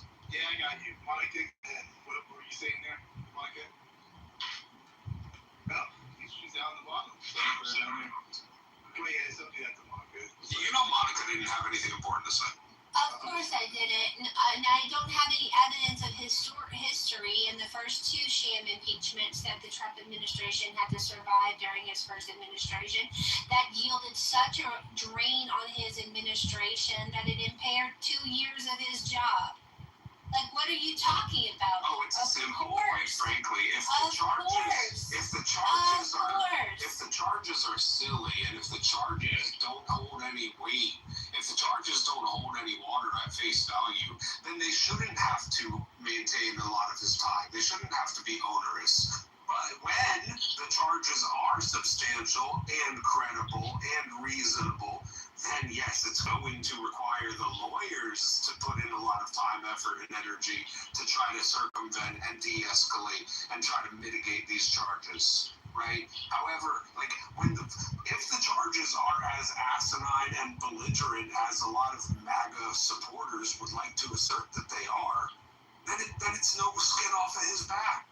But the problem here is that the charges are reasonable and they do hold water and they are credible, and because of that, that's why they're It's all constant. You've never been through a legal matter and understand the stress that a person goes through. It is completely taxing whether you interact with your lawyer an hour a day or more than that. Just the distraction from your life when you go through a serious legal matter. Come on, man. You sound like you're stressing this. There's more because it was done deliberately as a time waster. Testosterone replacement. You can't be. It sounds like you're stressing over the mere thought of what somebody else has to go through. It was done as a deliberate time waster. And that's a sign of sound like you're deaf. I think you have a sign of low hearing. It was done as a deliberate time with the full knowledge that because the charges were absurd and because the Republicans held the Senate, they were never going to be the charges were never going to be upheld and he'd never be removed. It was a deliberate time waster. There were nuisances over nonsense like this phone call that he had with Zelensky or the January 6th riot, whatever you want to call it. Oh, Norma, in fact, I think most knew that they weren't going to get an impeachment on them in that form in the Senate. You know what I mean? Like, of course not. So this was all designed to obviously be a thorn in his side during his presidency. I mean, I don't think that's like a totally radical. No. There's another position that can be taken here. There's another position. You guys just want to suck each other's dicks, or can somebody disagree? It was pure morality. They were doing it's food. So check this out. Okay, I agree with that. I get a chance. Okay, Scott, you're new to the stage. Welcome to the stage. And Amari, welcome to the stage. Good evening, guys. Thank you. Scott, very wise, educated person who always has a lot to offer. Do you want to opine on the celebrities? Do you want to opine? I think that it's absolutely right. An impeachment process would slow Trump down. That's what the founders had in mind when they had divided government in mind. I mean, I think the founders thought that divided government will work just because the branches were adversarial, but that doesn't work now, right? I mean, we don't really believe in that. So if one party controls both the executive and legislative branch, or right now basically functioning all three, then there's no checks and balances, right? Whether it's Democrat or Republican, right? So what we've done is we've transferred, against what I think, this happened well in the 19th century, but it's just gotten worse. So now, the only way you get what the founders intended is divided government, because I don't know that, I think checking Trump in any way possible would be good, and I do think they're impeachable offenses. And I think, I think he's, the amount of profit he's making off the presidency, like the Bitcoin stuff, and something doesn't go their way, then they buy a bunch of Bitcoin or they invest in the Bitcoin company, then it goes their way. I think there's stuff there. I think there's stuff to be invested in. So I would like to jump in and say I think if we're talking about impeachment, he hasn't done anything that deserves impeachment, especially not the Bitcoin. Like he always talks about, and people always talk about how Lincoln had a desk for his business and a desk for the presidency. It's Washington. He says that about. Yeah. Washington. Sorry about that. A couple of cup waters in. I might be off on here, but charge my mind. I'm hard. So with that being said, he hasn't done anything. A president can actually have a business as long as he's not selling out America. So you would need, Scott, just not your opinion. You would need actual facts to say he did X, Y, Z, sold secrets to, let's say, Qatar. And then in return, Qatar bought X, Y, Z from his son's businesses. And if you can't point and actually connect those dots, you're just someone with TDS. Yeah. Well, then I don't have TDS. I actually think Trump's entertaining, but I think that's what investigations are for. If it's completely pristine, right, then he'll have no problem. But this is the Congress's, this is the House's prerogative. And also, I mean, this isn't like great or not great. I'm not saying what. You can impeach for anything, right? It's a political process. You can impeach Obama for a dance suit. Now, whether or not it's prudent is fair, but like it's well within the House's purview to do it, right? I mean, Clinton for having decisions and not Questions like crimes and misdemeanors, though. The way that's interpreted, though, is it's a subjective progress. Like you don't have to have an indictment in a state from the level to indict somebody, right? Or to impeach somebody, right? It's a completely political process. But Scott, I got a question for you. Do you realize that a lot of that Bitcoin business started before he became president, and he set up An indictment. Do you realize that he had to go through the previous guy's State Department to set it up, right? Because he set it up in a foreign country in Pakistan. So the previous guy could have come and said, hey, what the hell are you doing here?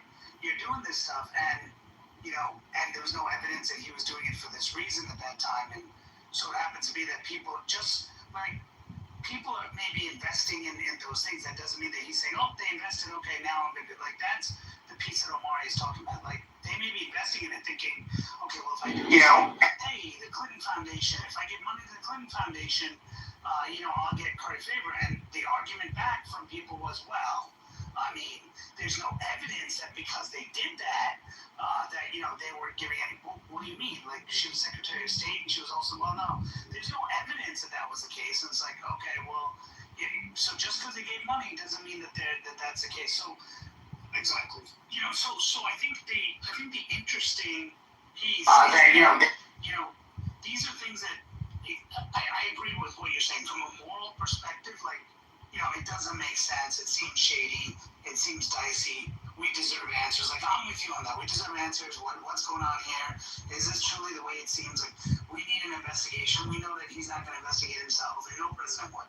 But, I mean, the fact is, right, is that if you look at it on the bare facts, the fact that if he had started the Bitcoin business just before, like, right when he became president, said, hey, let's do this, or had his kids started right at that moment, or just after he got elected, that's a different story. But this was started, like, when he thought that there's a possibility, or at least the poll said, that he possibly could be losing, right? So, Maybe can I ask you a question? Didn't actually Hunter Biden's actual business partner come out and link the Bidens to their business?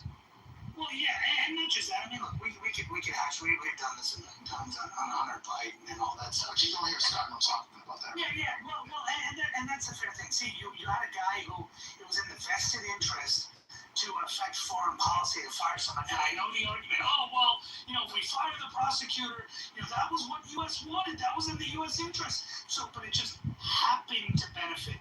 I'm sure, Scott, you probably didn't know that Jim Biden was invested in a firm in 2009.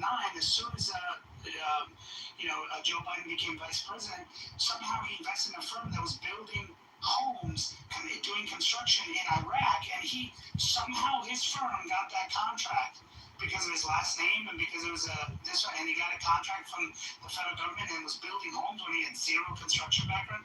So those things, what I'm saying is, I'm not saying it's right because it kept happening. What I'm saying is that, if you're seeing this stuff happen and you're in business or you're in a job and you're seeing someone else doing this and it constantly happens and no one seems to care, at some point you go and say, well, shit, I'm losing. Does it make sense for me to leverage it? Can I do this stuff? Hey, you know what? Let me set up a Bitcoin business before he becomes president. And if I become president and it helps me, great. If I don't, hey, I got a fallback plan. But all of the examples I gave you were started after the person was elected. That is shady. I didn't know that. That's interesting. Scott, do you have a rebuttal to that, or are you good? Sorry to hear that. Yeah, look, I think the fact that people lost their shit over Paris and all that stuff, which to some degree, look, people have the right to look into stuff like that. So I think if it's as pristine as we're saying, Trump does nothing to fear from the investigation, right? It'll be fine. So we should investigate. So what you're saying is we should investigate everyone. Like, for example, hey, Nancy Pelosi made money right after COVID, getting COVID briefings. She should be under investigation. She should be investigation for every single. Hey y'all, my name is Dr. Brenda Lee Anderson, and I run for school board here. Intelligence briefing she had, and then suddenly her stock portfolio grows. Every member of Congress and every member of government who was making $100,000 before they came into office and suddenly are multimillionaires while they're in office, or their families are worth $million should be, according to your logic, right? Because somehow it looks like something is there. We would be doing investigations every day that's all we'd be doing. We wouldn't pass anything. Like, let the people make money, unless you can do what they did with the guy from New Jersey, Menendez. and you can find the gold bars and all that other No, Omar, you know what's shady about Menendez? I just gotta say this, okay? Menendez was under investigation under the Osama administration, okay? And in 2015, unless you can do what he they was doing. He was under investigation. It went into 2017, right? It was under the radar, like most of the media did. I mean, local media did in New Jersey and stuff, but other places didn't really cover it. And then suddenly, Trump becomes president, and he starts coming out to the microphone, using and saying that Trump is going after me because he's scared of me and all this stuff. And suddenly he starts getting immediate traction, and then suddenly somehow he gets out of it, or he doesn't get scathed. And in that, it was about foreign intelligence, but he somehow got out of it. Right, he got out of it, and okay, fine, he got out of the whole thing, fine, he was cleared, and then suddenly we find out he was trading secrets for gold bars and keeping them in his thing. And by the way, the guy didn't go to jail, right? He just got straight. He had to resign from Congress and leave, but he was hesitant to do it. Dems took a long time to come and condemn him for it, but he was on foreign intelligence committees even after the first thing that occurred, and still continued doing it, thinking he could get away with anything because they had the Senate. They won the Senate during the midterms of the first Trump administration. I mean, it's ridiculous, this kind of stuff. But there was no investigation, by the way, Scott, into him. I mean, there was a DOJ investigation, but nothing that's really public. And you can't find all the testimony that he gave. His testimony is sealed because it's talking about secrets he shared with allies of ours. I mean, it's incredible. It's a difference in that the press, the liberal press, will focus on Trump as a real estate developer and the relationships in the Gulf region, and his golf courses and his hotels and investments in the kingdom and such. He's had those investments. He's been involved in that business. Kushner's been involved in that business. The fact that he has the relationship, I mean, they'd have to have evidence to show that was leverage. Abby, there isn't one shady thing that the Trump team has done, and I will be honest and fair on this, is when Trump took office, just before he took office, 2 weeks before he took office, his sons invested in a company that does like defense type work, okay? Yeah, with the drones, right? So they got involved in that, right? And that company was given a huge DoD contract, and and foreign countries were also investing, and they, and so they got into it. Now, what you have to prove to go with what Omari said is that this company, when I researched it, they had already submitted several bids before the family got involved. Now, I know the bidding process better than probably anyone in this room. Whether they made the decision before they came aboard and didn't announce it till later, or they were going to go with someone else, and then suddenly the Trump family's aboard and they make the decision for him, is the question. But that's usually done through Inspector General, who will come and say, hey, there was undue influence. He may not call him out, but he'll say there was undue influence. And the GAO, and I believe that case is going in front of the GAO. I think it's February, if I'm not mistaken, but it should be going in front of there. So we'll find out if that's really why they got it, or and we'll see in that bid process. But that is probably the only one that I would say looks really, really dicey because it happened just before. Hey, what was the intent of the brothers in doing that? I can call a spade a spade. I just don't hear anyone doing it with Joe Biden. Oh, they're always making excuses, saying that, and no one wanted to investigate him for doing it. Can I ask a question to people on the stage, including Abby or maybe I was going to ask, hi, Omari.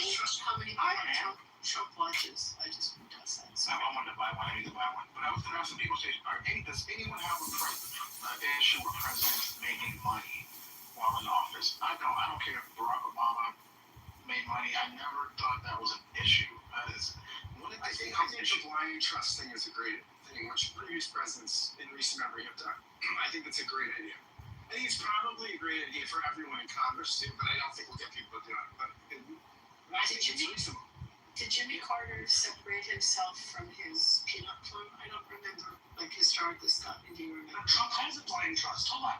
Trump has a blind trust. So what Scott is, he has some kind of evidence. He says that he basically said, I'm not involved in the businesses anymore. my kids are doing it. Like he's not my trust. He said that I'm just.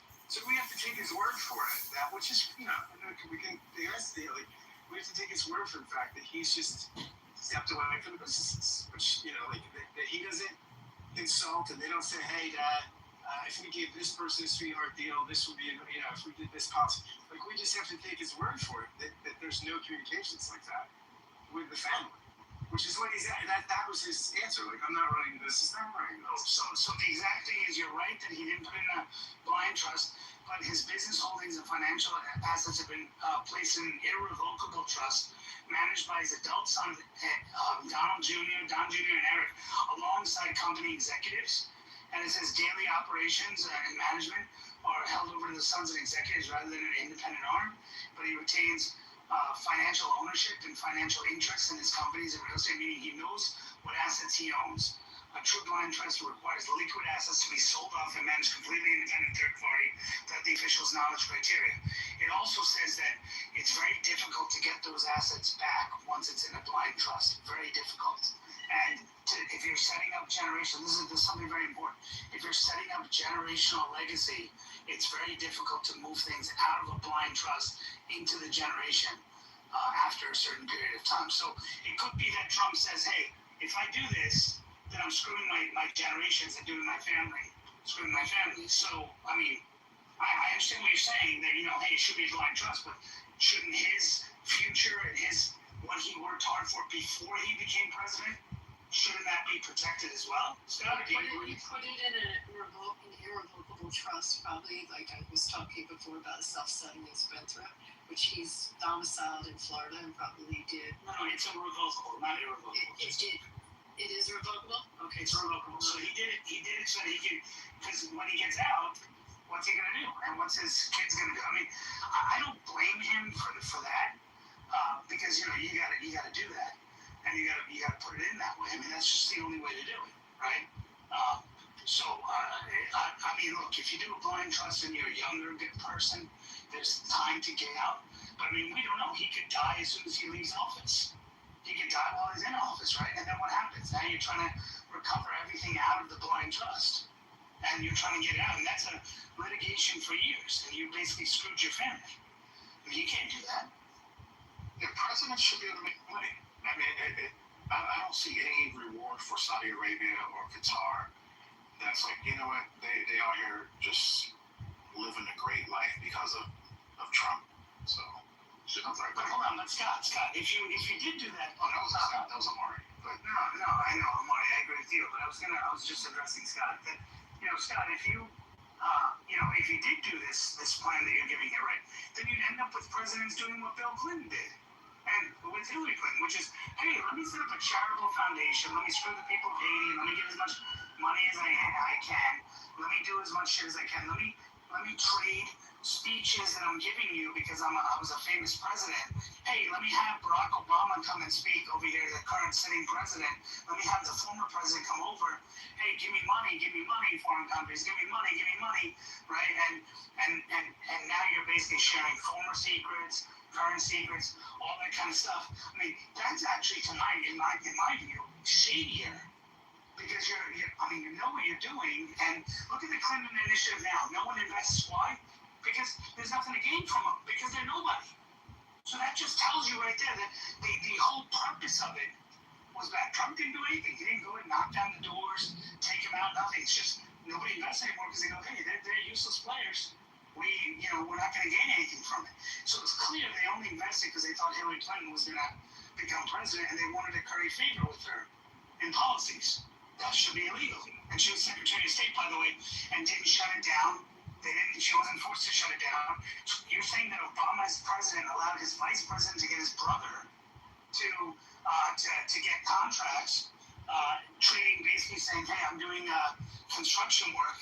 And he allowed his Secretary of State to get investments from foreign countries to an initiative that her husband is running, which has her name on it, that she can see and didn't put in a blind trust or anything.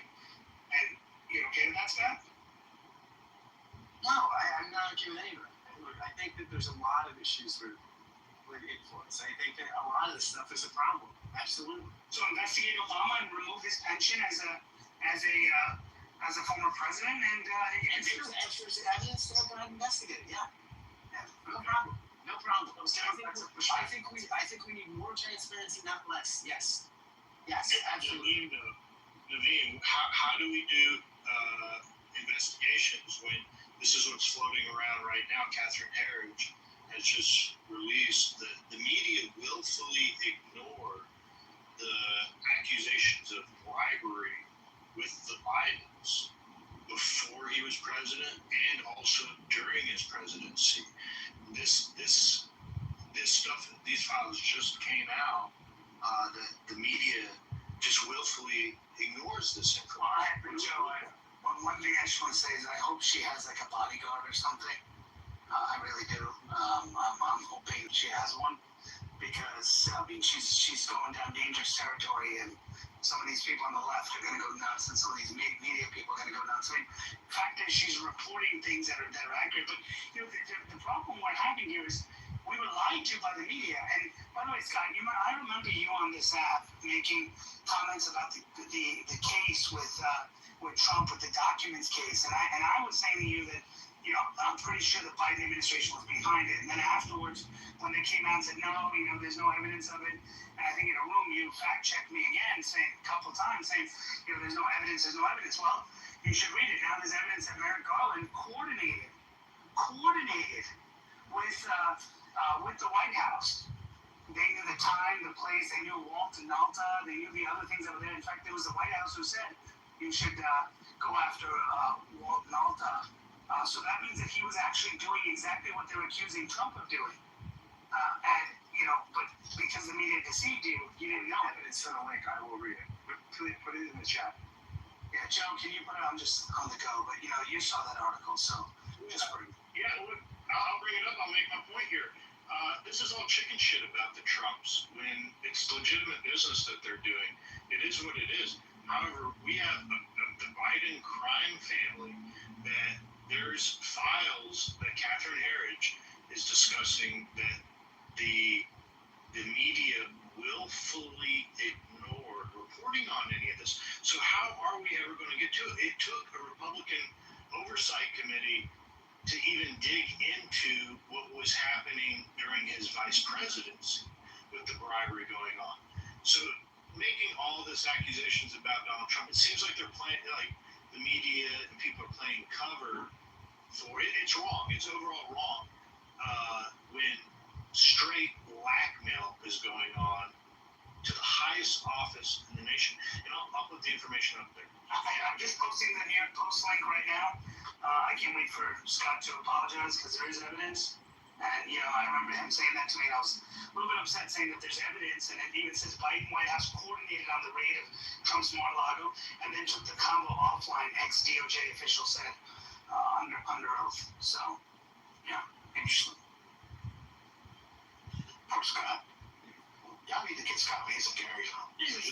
Scott's what he got. I appreciate Scott. Hey, Scott, when you give me... Are you guys ganging up on the one person in the room that's the disagreeing voice again? Because that's what you were doing with me earlier. When I come after you... And the problem is that it becomes very exhausting. I'm not a big Trump supporter anymore. We don't disagree with Scott. Hey, go Birds, right? Do we agree? Exactly. Okay. We're not picking up, not like I used to be. He's a good guy. We're not picking up. We're good, man. Well, I wasn't given that level. I wasn't given that level of fucking credibility earlier. That was me that Hold on, I'm shouting. I just spoke, and I feel like this is a mischaracterization. I have not directed anything at Scott. I'm talking about Joe Biden. I'm just joining in on a conversation here. Florida, why do you hold all of this like animosity towards us when you could just join in the conversation and not be so emotional about it? Well, that's what I do. Like 98% of the time, I just engage in a hopefully honest and genuine conversation.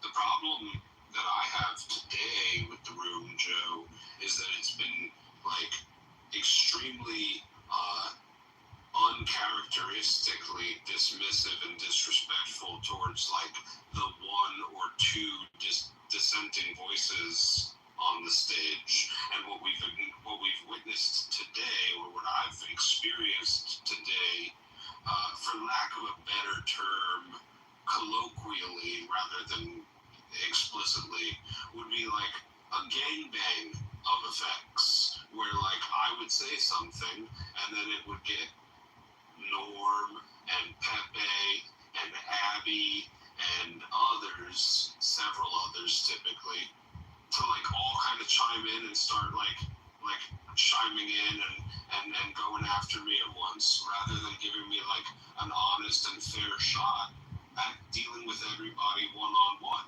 I'd be happy to take on the stage as long as I have the opportunity to engage with everybody on the stage one at a time. But it does become exhaustive when you have to deal with everybody on the stage at once. It's kind of like a man versus mob sort of situation, and the man never has a chance against an entire mob. But if you let the man deal with the mob 1v1, you never know. Maybe that man fucking knocks everybody out. You're in the wrong room. There's a movie. Wasn't there a movie like that from the 80s? I forgot the name of it. I gotta find it. It sounds like it should be a movie. Yeah. We should only deal with you, Florida. Why don't you see that as you? Florida, it's only you. Why don't you see that as a reflection of you? Because I scare people in here, obviously. It's the intensity, it's the aggression, it's the domination.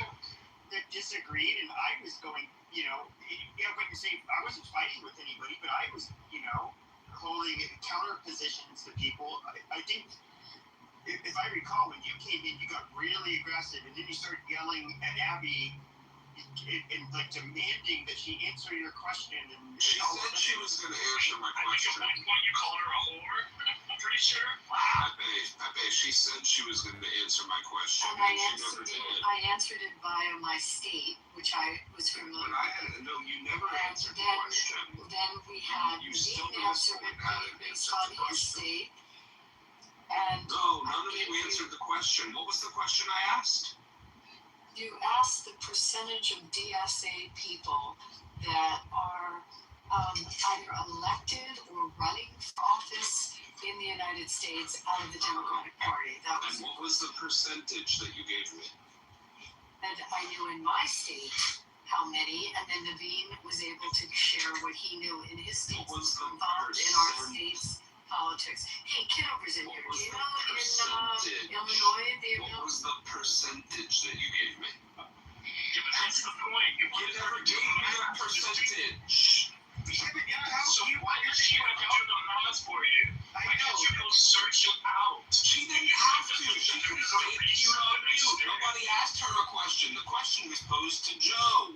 Joe had already had a Gemini conversation open. Joe had already made the claim that there were over 210 some odd fucking DSA candidates that were like running for office or something to that effect. And my question to Joe was like, what percentage of candidates does this actually represent in both like the national and the smaller scales that he had mentioned? And the question was posed to Joe specifically because he had already had the Gemini conversation open. And insist. Instead of doing a simple search, you would have known in 30 seconds if you just went and figured it out. You wanted something to spoon feed. Joe already had the information open, so I wanted to know based on the numbers that he was providing with the Gemini conversation that he had already procured. Hold on. No, not by you, by Abby. I'm more offended by Abby. Driving at the time? Wasn't I driving? Jesus Christ. Alright, look. In 100. If you were driving, then why did you come up? Look. Timothy, hold on. Go ahead. I just rehashed this to tell you how, like, you just came in hot, and we don't need to have this fight over this again. And you're just, today, for whatever reason, you're just animated and like, getting worked up, more so than usual. Really, it was just about the tone and your energy. It was nothing to do with the shit you were saying. Well, when the question was hold on. Hey, let me try and address what you're discussing here. It's just statistics. At the end of the day, your question doesn't really have, are you talking about every political position, because I was listening from mayors, city council members, all across the thousands and thousands of cities and counties that we have across America. But I stated that it's only in 39 states do they even have positions. I already stated that there are more coming up, 35 that have won nominations in this cycle for 2026 midterms for Congress. So I went through the numbers. So when you say, tell me the percentage, are you like of what? Of the Democrat Party? Of which ones? Because not every position is up in the midterms either. Right. So you want me to take the 212 and Hold on, Mari, I don't need help. I got this. No. The point of where you don't have this is you don't actually address a topic. You don't address the point. I made a point, and you never actually respond to the point. If you want to make a point off the percentage, just say it. No, you have to lead me down a primrose path by asking questions. Just say what your point is. I got you, but I didn't, and this might sound clubhouse retarded, but I didn't have a point. I was genuinely curious. Okay, you said there were 200 and some odd total. You said there were 30 some odd across 39 states. And let me repeat my question again. And I thought I prefaced, hold on, I don't need any help here real quick. I prefaced the question when I asked it. I'm genuinely curious. Don't mean to be leading down a primrose path. Don't mean to be asking leading questions. I'm just genuinely curious because, like, it might make a difference in the totality of the grand scheme of things. What is the percentage of the total Democrat politicians, nominees, elected officials, specifically amongst Democrats, though, when compared to other total Democrats, what's the percentage of the DSA candidates and nominees and elected officials? I don't know. I couldn't tell you off the top of my head. I know you couldn't. How many total Democrat politicians are on? Joe, that's why I wanted you to just plug it into your Gemini. He already curated the Gemini chat. Can I talk? Okay. If we go back to that segment, and we shouldn't land too long on this. We had a great conversation going on before you came in here and rudely interrupted us. I literally told the room the actual prompt I put into Gemini. I said what it was, and you clearly could have done that yourself. When I give you what the prompt is, I know Gemini is free, and you can use it and do it yourself. Why didn't you? Because you had already curated a conversation with Gemini that had given you numbers, etc. And all I was asking you to do was to simply ask one follow-up question. What is the percentage of the Democratic Party do these DSA candidates represent? And it wasn't, I could have, yes, but the problem really became a problem for me when Abby thought that she was going to come off the mic and say, let me answer the question, and then proceeded to go on a monologue and never mention a single number, nonetheless a percentage. I mentioned my state. Wait. How would you know that the number's right? She never mentioned any number. No. But how do you know what Joe's telling you is right if you're not going to look it up for yourself? I would have taken him at his word because I believe Joe to be an honest arbiter. I would have trusted him. All right. We have many positions. Hold on. There are many positions throughout the. There are many positions. Abby, I know you want to respond. Hold on. Okay, this is what he's trying to do. He's get in here, center himself, control the conversation, talk about it. Just know what the issue really occurs here with him is that he doesn't really want to have an honest conversation with us about it because Abby was responding genuinely about her life experience. Let me just finish. We have conversations. She was genuinely giving her take on what it's like dealing with in her state and how many DSA members have won nominations and are slowly taking over the Democrat Party, and she's giving an account of it. Okay, so she's adding to the conversation. Okay, you're not adding to the conversation. You're just trying to fight with us because you want to prevent the conversation from happening. I feel you shouldn't have said she was going to answer the question. And with that said, Joe said it well. That shit dead, man. Thank you. She should have never said that she was going to answer the question. Talking about this shit for the last 15, 20 minutes, bro. That shit dead, man. Get back to the topic, bro. I'm not trying to hear that shit no more. What's more important from it is the issue that they exist and that they're coming to a school board or a mayoral position or a state legislature near you. That's the point we were trying to make. And what's also important to note when we try to get the statistics is we have many positions that people run non-partisan.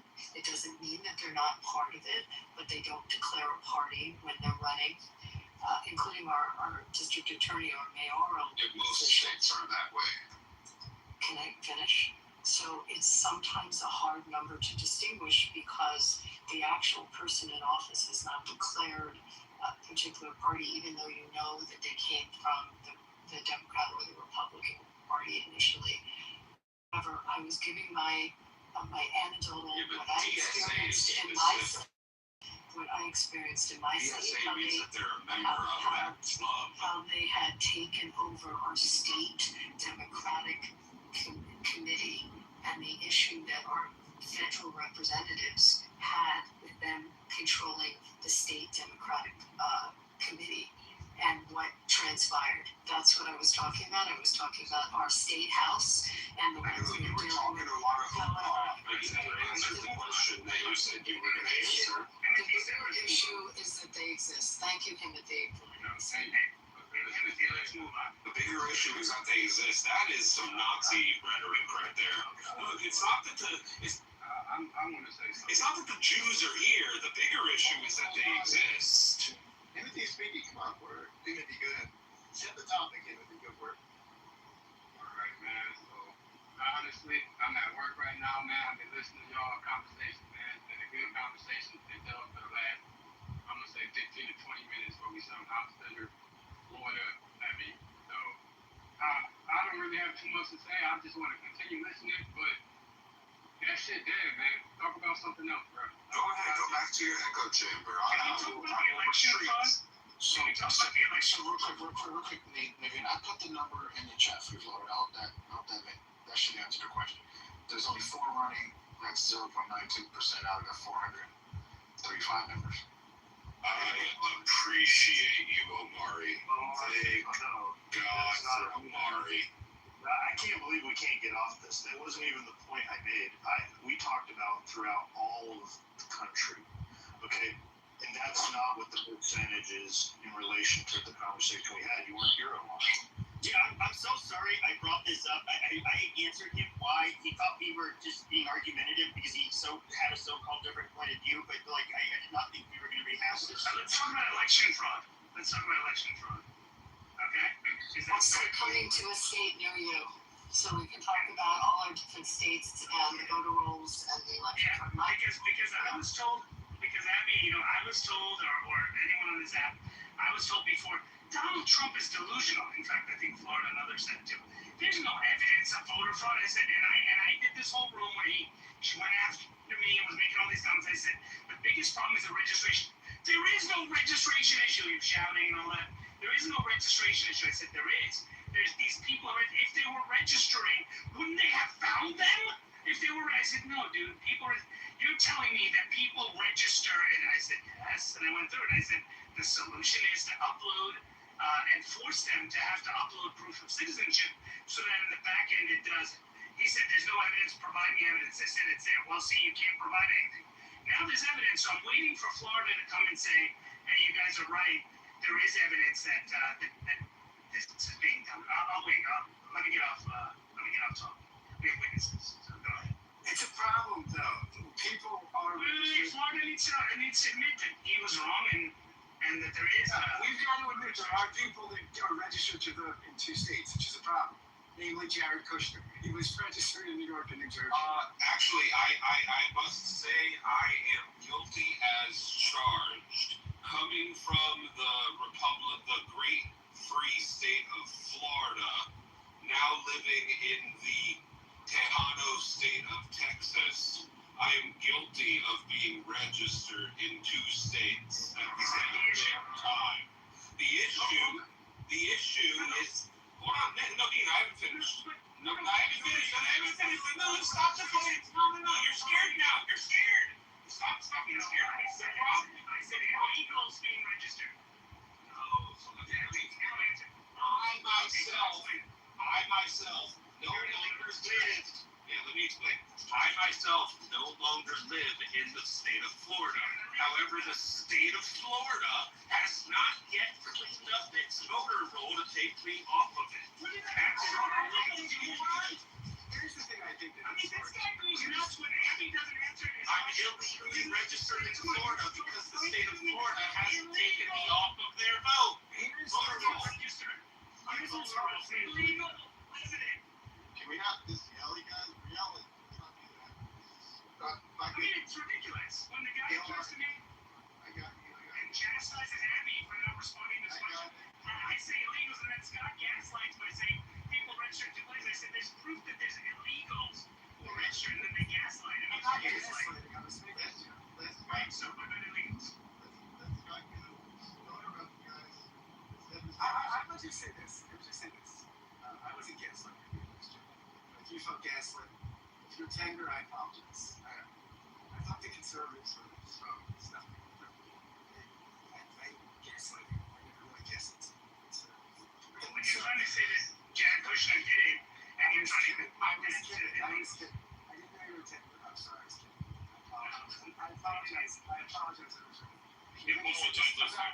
About illegals. I'm talking about it's demonstrably proven that undocumented folks have a lower crime rate on average than national forces. Lots of studies, which makes sense, right? If I'm here, well, there's a public offense, right? If I'm here illegally, okay, I don't want to roll a stop sign, right? Because I'm enjoying making money. I don't want to get sent home. So you're saying I'm watching my notice so that I don't get caught. But I'm so politically active and so motivated that I'm going to go commit that crime when I'm trying not to. I'm going to put myself on the radar doing that. I think that's spurious, but maybe it happens. But I just don't think people that are trying to stay off the radar, man, in the shadows, are going to say, oh, you know what? Well, let's fucking go leave the rest of it. I don't think that's going to happen a lot. But I have a problem with borders, like the free state of Florida. The border illegally already sets you up as a criminal. Start with. The free state of Florida claims to be very responsible and due diligent over their voter rolls. I haven't lived in Florida for 3 years, but for some reason I'm still registered in the state of Florida to this day, and I'm getting text messages from James Fishback's campaign as a result of it. And if the Republican Party, I'm getting text messages from the campaign. Stop. The James Fishback campaign is saying, hey there, Mr. Florida man. I know you're a registered libertarian in Florida. Today's the last day for you to register as a Republican to vote for me. And it's like, wait a second. How is James Fishback getting my phone number if I'm not supposed to be registered to vote? I shouldn't be registered to vote because the state of Florida is supposed to be responsible enough to take me off of their voter roll because I no longer live in the state. For the same reason that I get messages about people in Pennsylvania that are running, and that what exists as stats and history within the state party, and what lists are being given for now text messages, or it used to be snail mail, it's completely different.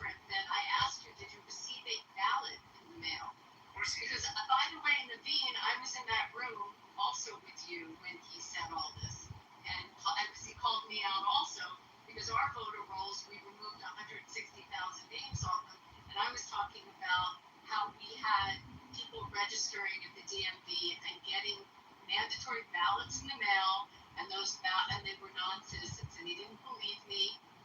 He was in the room this year with him.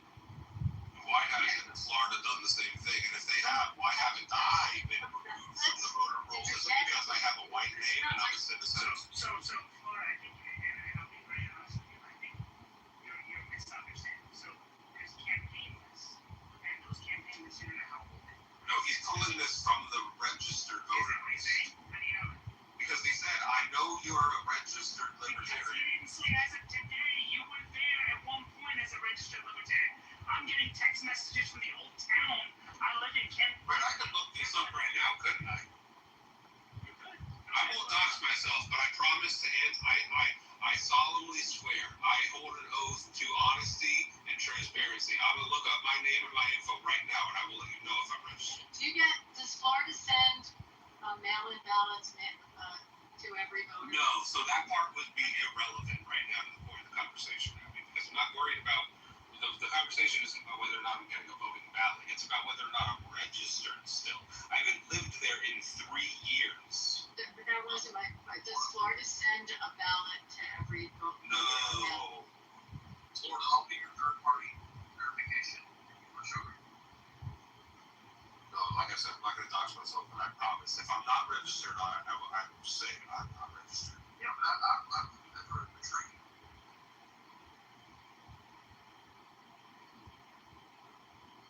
Beaver's crazy. Well, if you don't live there, how would it be doxing yourself? You can just scroll down. Because it would still have my name, my middle name, my last name. It would have the address that I used to live at. In Florida, man, you ever changed the Texas? No, I can't. You can take the man out of Florida, but you can't take the Florida out of the man.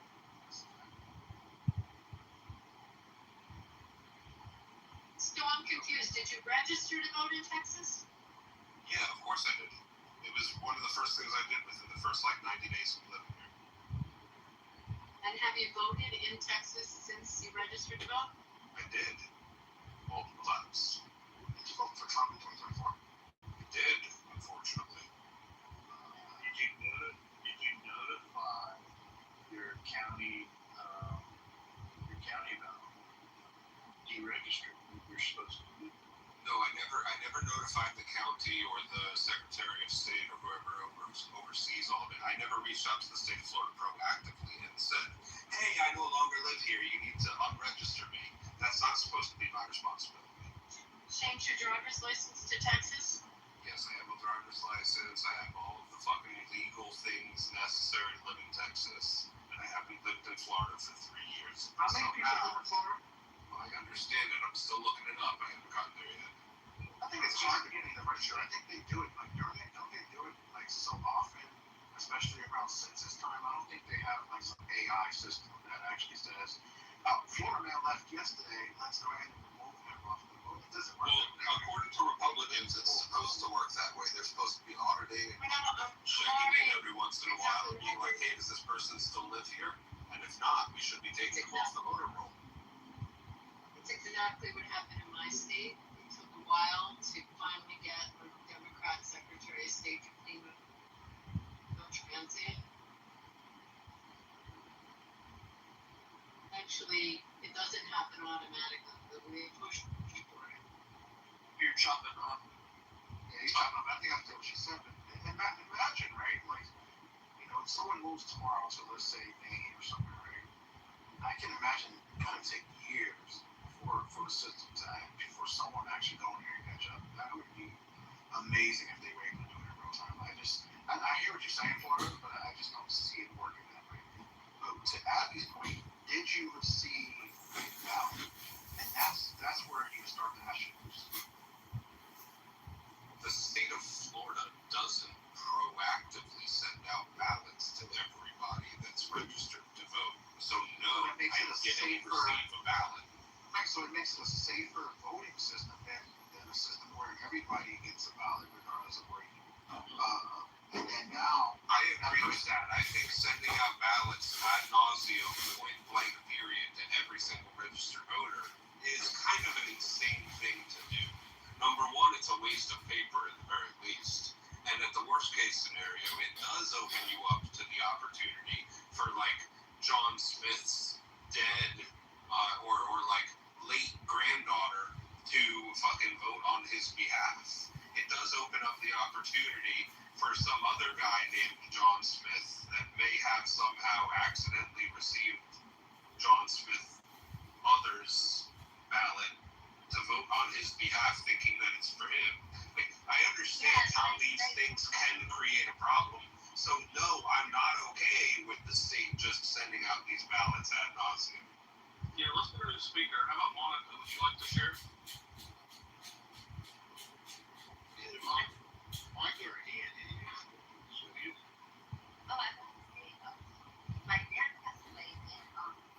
No, voter status active. My voter status is active. Libertarian Party of Florida. This guy. So we received a mail-in ballot the last year after he passed away for him to vote. And I mean, and I really hope that you really have that goes because honestly, I could open it, just just put a check place on it, just mail it right back. They would have done it. It's weird that he still received a mail-in ballot, right? I didn't receive a mail-in ballot, however. My dad. Oh, gotcha. James Fishback is using the active registration information. I'm on the registration.dos.florida.gov website right now. I typed in my name and my birthday, and it gives me the old address that I registered on April 1st, 2011. Active. but as a citizen, you also have responsibility as a good steward of this country to also notify them, to say, hey, I'm no longer there. Like, come on, people. You want the government to do something for you? They'll usually take them off your stuff if they see that you haven't voted in your district in 2 federal elections. It's a federal law. It happens, I was an elections inspector for almost, I don't know now, maybe 16 years, and there are times when people come to vote, and they're just not in the voting, they're not in the poll book. And you have to call, I have to call the Board of Elections, I have to call my commissioner will check in, and that's usually what happens. What they do is they wipe, and they follow like this procedure. So first has to be, it's usually a period of 4 years. So if you haven't voted, that's why it's important to vote in your midterm, your special elections, because as long as you're out to voting, then you're fine. But what will happen is they can't just remove you from that voting period. But what usually happens is it'll be a period of 4 years, and they'll send you some sort of like confirmation, like confirm that you still live here if you haven't voted. And if for some reason they have some idea to believe, they'll just remove you. And I can't tell you the first election is president and all that. No, it is federal. It is federal. And hold on, it is. And the 52 USC. Go look it up. It is. Don't tell me. I was 52 USC. It is under the National Voter Registration Act. Yes, it is. Yeah, but be fair, hold on. And it's all good. Is it considered a state or a state?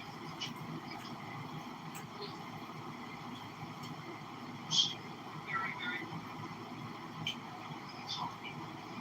It's federal law. It's federal law. I've been an elections inspector in one state. Because it's federal law, Joe. It doesn't matter whether it's a federal state, because it's federal law. This is a hypothesis. This is an assumption. It's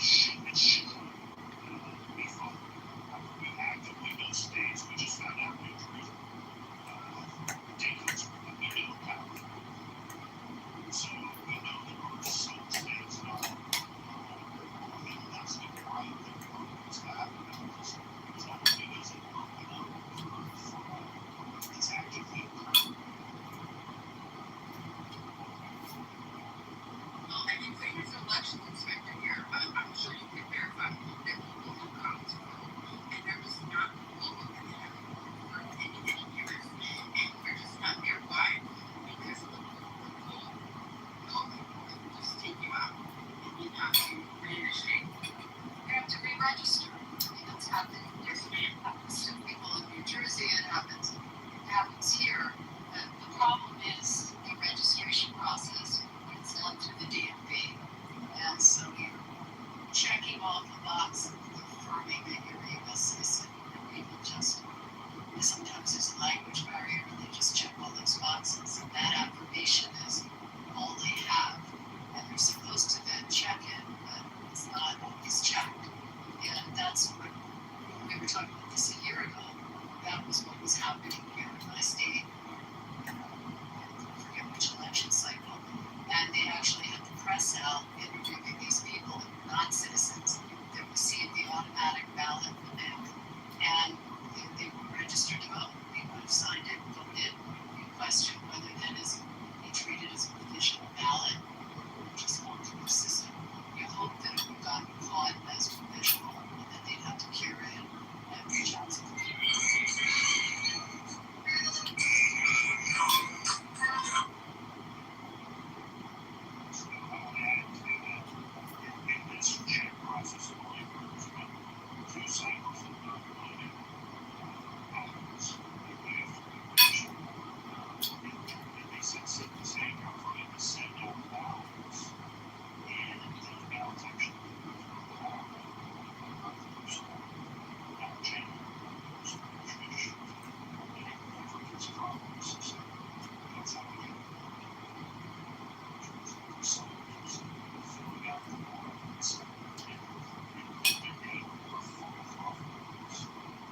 Now add to that ballot harvesting that's legal in some states. Yeah, there you go, Joe, to that point right there. The fact that somebody could die and their name not fall off the list. That's the same thing that creates the cause for concern that I haven't been removed from the state. What is registration after 3 years of not having been removed from the state? I get your point. That was sort of hard to understand. But the scary situation where who said something about I mean, Joe Simpson, because they do have that part of it, right? Because I remember someone came to my house and said, hey, we see that you have a cash flow. I just know it out home. It was 5 o'clock. And they said we can take it for you. So that that ballot chasing ain't going to be back on it. So that's what it's true. I mean, it's legal in women's state, and you see how they go out of their way to. But the Republican election 2024. Yeah, when you're a member of something like you're in a union, they're going to harvest it through the union. They're going to harvest it. I mean, the Dems are great at it. The Dems aren't so good.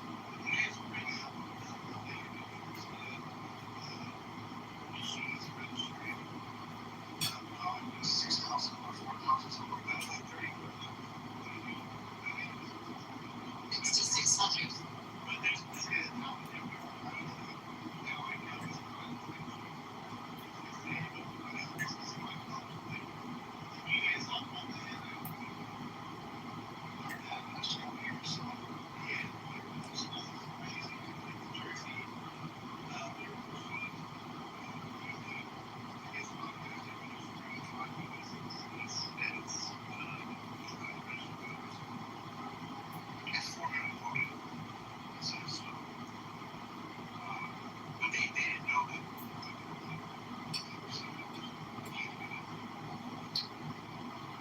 My college set my mailbox for about 4 days to check my mail when it's open. So anyone can just look for it. And then what would I do? Just let know I can get the mail.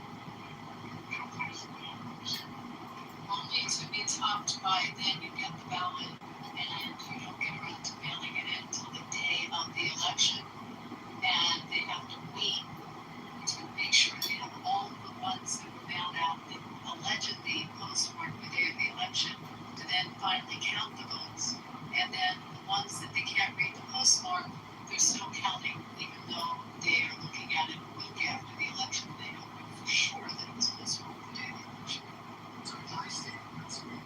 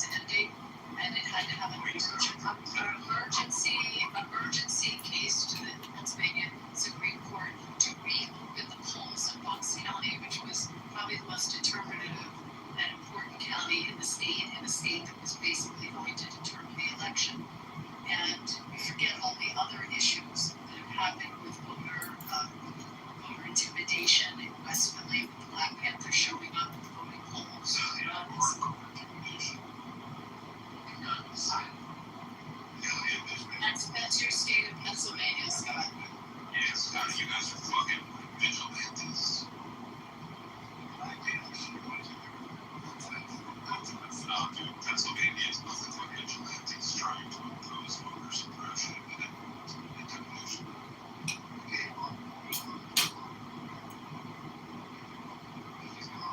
The only thing I'll add to Abby's is so here there's no evidence of widespread election fraud. There's no evidence of what it doesn't have to be. The election between Gore and Bush, it was settled by thousands of votes. The dangling chads. Hanging chads because they were hung. The chads were Everybody. You have to have a commentary after every single person. It's frustrating, man. dangling Nazis that were on the train. Alright, so, Turning Point USA is starting to ballot harvest. I kind of do like that. But, if it's legal, then we get to follow the law.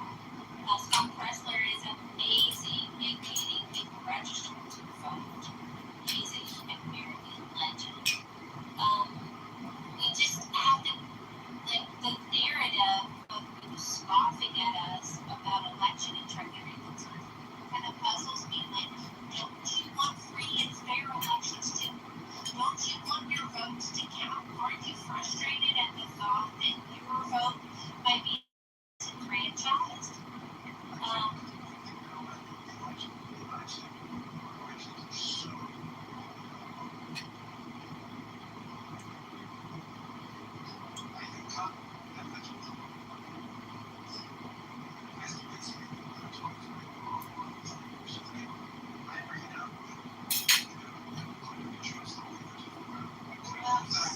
Scott, you're interrupting me again to be facetious and obnoxious.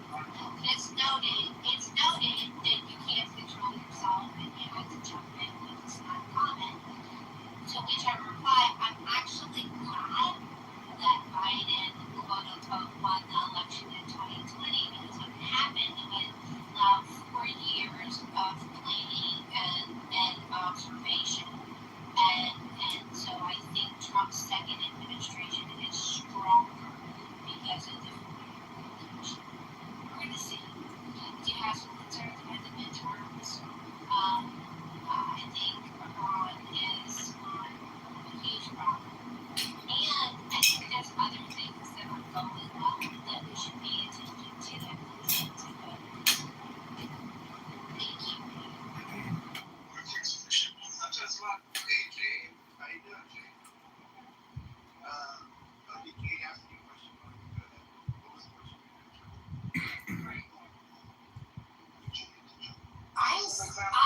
I'm still incredibly pleased about border security. We saw a devastating impact of an unofficial open door policy to our country. I am okay with ICE rounding up illegal immigrants and sending them home. I think we don't know who's in our country and we should be aware and alert to them. And if they're really here because they want to become American citizens, there are people in line who've done it the right way that should be preferentialized over those who didn't. Monica. What do you think, Monica, about? Oh, I'm sorry, Jane. Hi, Jane. Welcome. Hi, Bima.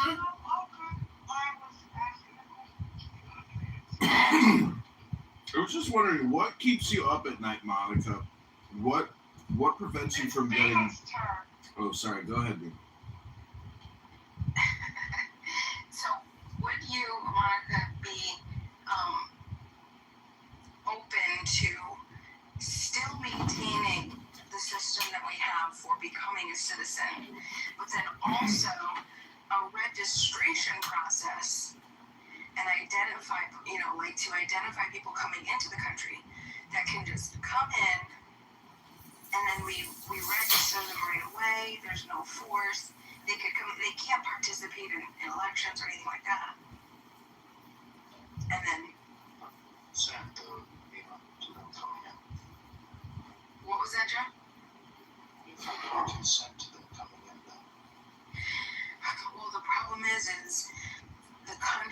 is ran by we the people. So if you don't consent and I do consent, who takes priority? So majority rules. Okay, got it. So we have a state. I had an answer for you, Big Mike. Charles Krauthammer, before he died, he did a PragerU video and he talked about the PragerU video. I activated that bay. I'm sorry, y'all. Did not mean to do that. So he talked about the illegal residents here that have been here for quite some time and that are contributing members of society, and that we should review them on a case-by-case basis and not offer them citizenship, but offer them permanent residency. And because, and we've seen with the Supreme Court, the dirt right citizenship has been validated, their children will be American citizens. And so that would resolve the conflict. I thought that was a reasonable suggestion.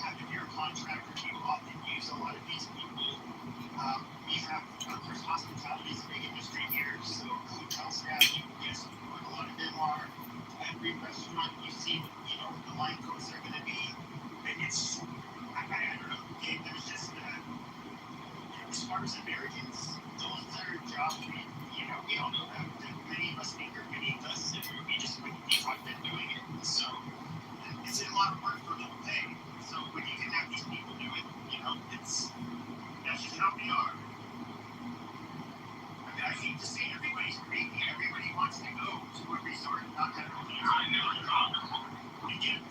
but I never thought. Yeah, but I never thought that me, when I started out working as a server and at Burger King, my first job, making $1.50 an hour was where I got to end up.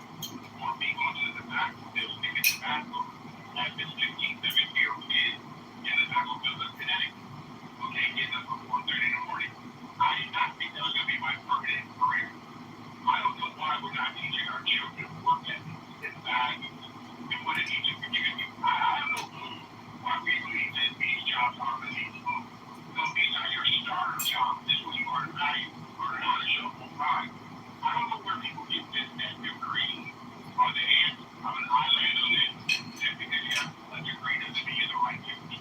A lot of people degree do not know what it means to have work ethic. You have values about putting the hard day work. I land. Yeah, when faggot retards say that these are jobs that Americans just are not interested in, that's what a faggot retard says. I know lots of Americans that would be interested in working at a high-quality pizza restaurant. Faggot retard. Faggot retard!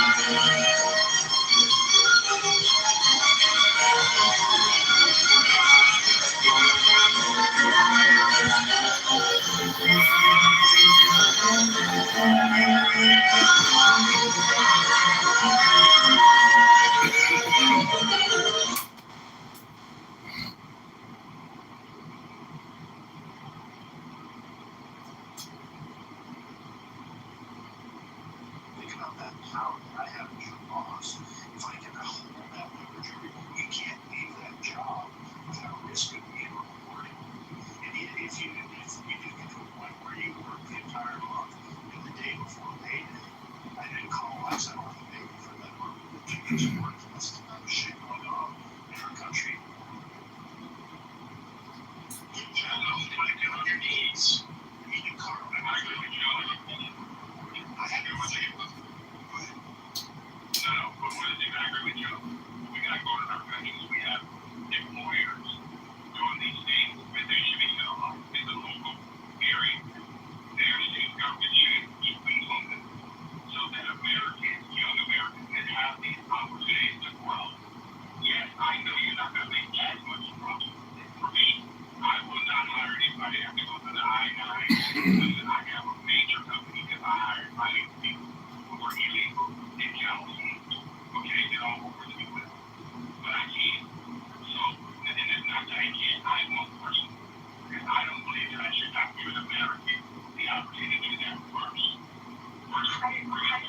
Illegals, Edward, or because there's a federal law? I mean, there's a very specific law. If you are illegal, then you as the employer are going to have to pay a fine, and if you keep doing it over and over, the fine goes up, and it could be imprisonment.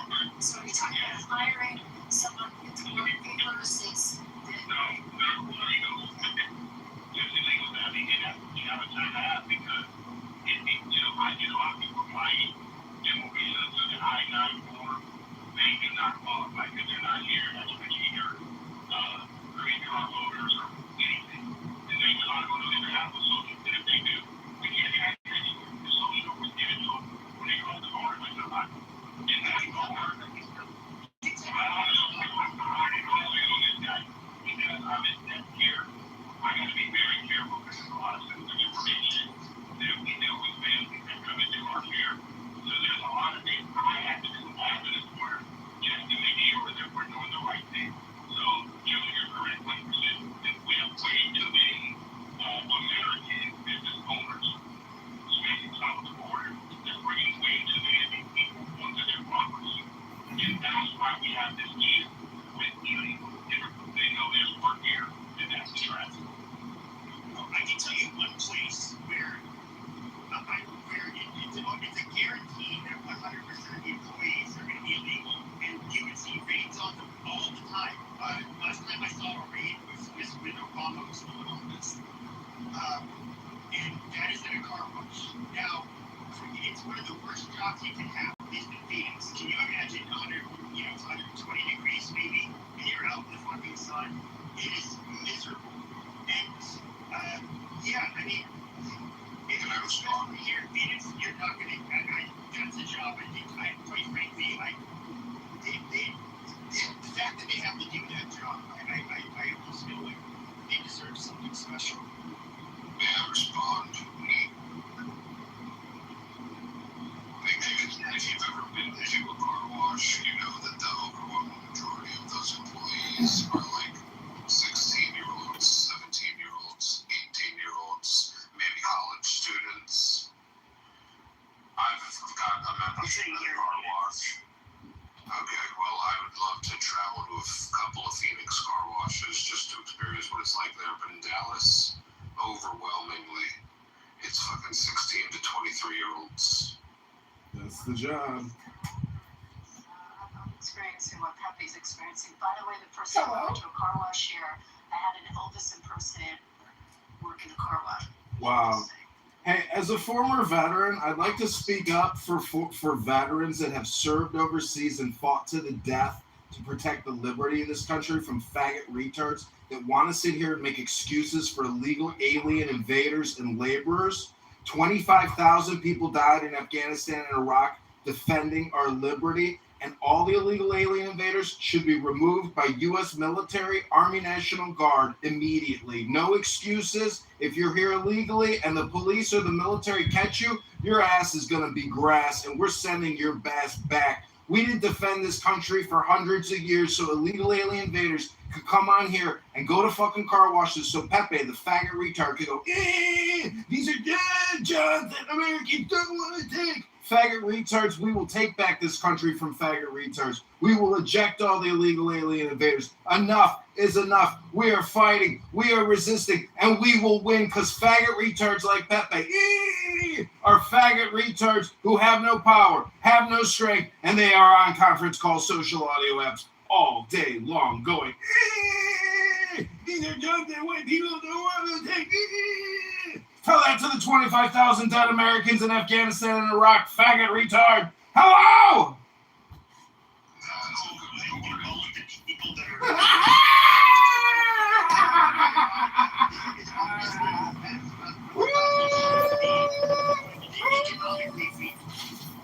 Us existing without immigrants, especially illegal immigrants, it's not going to happen. Everything will fall apart. Everything's cheap here, and this RV was cheap for a fucking reason. And as far as making it so that, yeah, you can get the Army and the National Guard to do that with a bro. I don't see that ever happening. But at the end of the day, I'm only talking about the factors that pull people here. They exist. And then I don't know when you really do this about them, except for, yeah, you can do what you said, but until I don't even really think it's legal, personally. Yeah, it's crazy. It's 106, 108 degrees here in West Texas. But, and I'm just hoping, look, I think the answer is how much your state actually cooperates with ICE. We did have illegals here in the South that were taking these jobs. However, states like Louisiana, Mississippi, and Alabama have cooperated with ICE. We've got rid of them, and now we have Americans that have filled those jobs. So, it's 106, 108 degrees out here in West Texas. My nephew's one of the white kids, that works at a car wash, and it is fucking miserable. That's a terrible job. Black kids feel. I know, I believe Florida said there is actually black kids that work there, black, white, Hispanic, most of them are 17 to 20-year-old high school, college kids. And this is the difference between like Phoenix and places like where I live. We round up all the fucking illegals, and you guys just let them run fucking free, and they just take all the jobs from the American citizens for high school, college kids, or in your city they probably can't find jobs because they're all filled with a bunch of fucking wetbacks all over the border. Available to kick the fuck out of them. I kick the fuck out of them. It was very religion that all high school college kids without the fucking United States actually have jobs. Yeah, the reason why I do it is because guys, I live in California. And like you said, we have all kinds of people, all of our car washes, all of our right? It's just sad that we exist at a large scale and the glory homes and everything else because they let every single person in DMV just register so they can keep winning elections. Yes, unfortunately, they are rigged. It's very sad, but thank you for sharing that. Illegals are the motivated here in West Texas. We call the police. They call ICE on the fucking illegals. But you know what's the other way to answer themselves out? This has actually been passed to death. If you look at the reason why you guys have turned blue, a lot of people will immediately look and gives you guys illegally. See, you guys did turn to a majority non-white state, and it's kind of somewhat gone. It has gone blue with the change in demographics. But if you look at who's doing the vote, who's voting blue. Oh, you mean California? Jesus Christ! Illegals voting illegally. I'm just trying to get clarification with state. These other motherfuckers are Pittsburgh going on before space. Jesus Christ. No, it's actually the white people there that drastically started voting left. And it was Silicon Valley and basically all the people that migrated there that ended up like really turning that state to majority blue. It had little to do with the changing of the demographics. In fact, I think the Hispanics have largely started to even out for them. Where I think even in this last election, I think California was also one of the states. Did you study statistics in undergrad, PT? Jesus Christ, another fucking retard. Okay. When you land Pepe, I want to go. Yeah, I want to. Finish up, Pepe. Oh no, I'm done. That's all I was pointing out. Okay, cool. Hey, look, and William, I wanted to lead right into you, so this is perfect. I think there's a correlation between homeless and drug use and illegal immigration. Clearly, the ones not filling these upward mobility jobs are many people that are homeless and drug addicted living in the West Coast. So we're replacing one part of our population saying, well, no one's going to work. Yeah, because they don't have the opportunity to work because illegals have taken their jobs. They're now on the streets, living on the streets, doing drugs. The Democrats then go and harvest both votes from the homeless and from the illegals. And this is how they're rigging their elections. William, what do you think about the correlation between homeless and illegal immigration? Just start by saying that California has always been predominantly blue. The way that it's broken up in the major cities and versus the more urban areas that are blue, and the country is the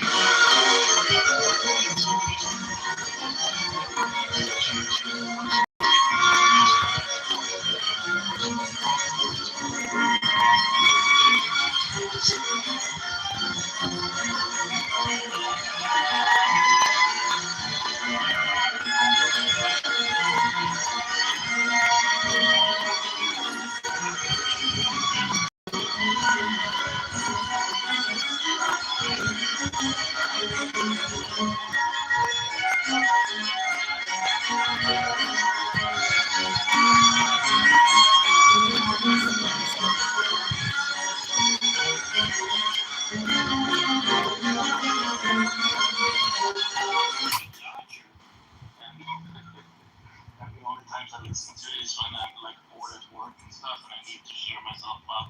If there's, someone that is, can't answer questions.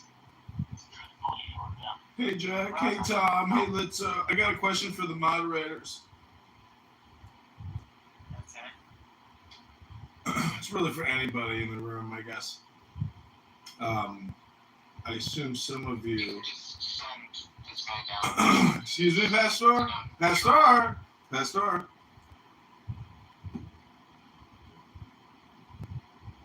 Oh yeah, that guy's in Discord, isn't he? He's in Discord. Come into our room with this coffee. I don't know, maybe I'm confused. I don't recognize it from Discord, but definitely here. One of the other people that I've only seen very few videos, it doesn't seem like he plays that much, is, I don't know how to pronounce it, something like Ozymandias or something like that. Oh, yeah. And I've seen like two videos, and I really like his way of doing things. Because he seems very, very reasonable, and I agree with him. But yeah, I mean, I guess that is what it is. Also, to bring up something.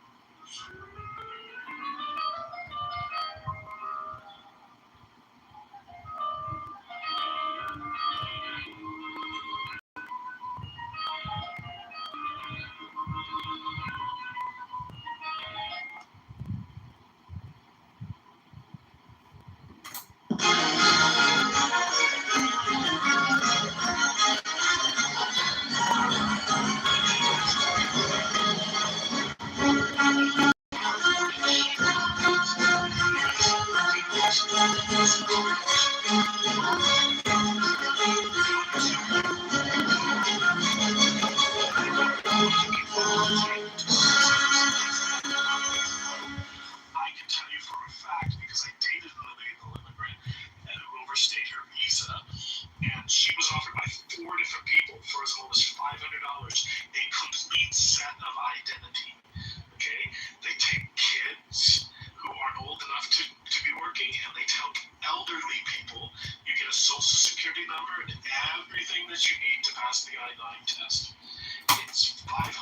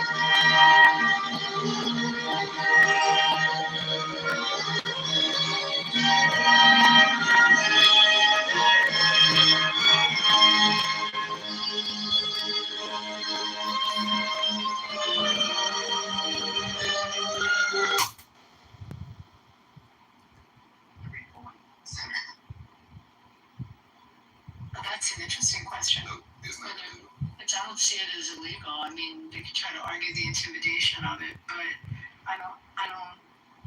I think you Yeah, but how were they intimidating illegals in 1960 Civil Rights Act? Abby, who would they be intimidating the illegals right? The choice theory, penguin, LGBTQAI, and whatever.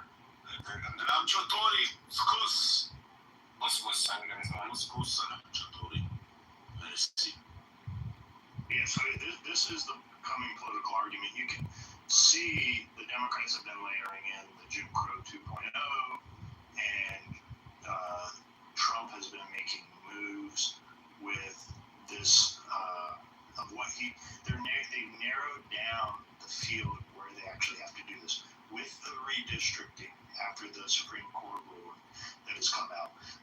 There's only going to be two handfuls of battleground House districts, so you don't really have to put them in every district. We already know there's like 210 Republican spots already locked up, or 212, and like 208 Democrat spots or something like that. It comes down to about a dozen seats that is going to decide the balance of power. So he just has to place them in these certain locations, because we don't have the manpower to spread it all across the country, and you wouldn't need to. We don't have the same problem.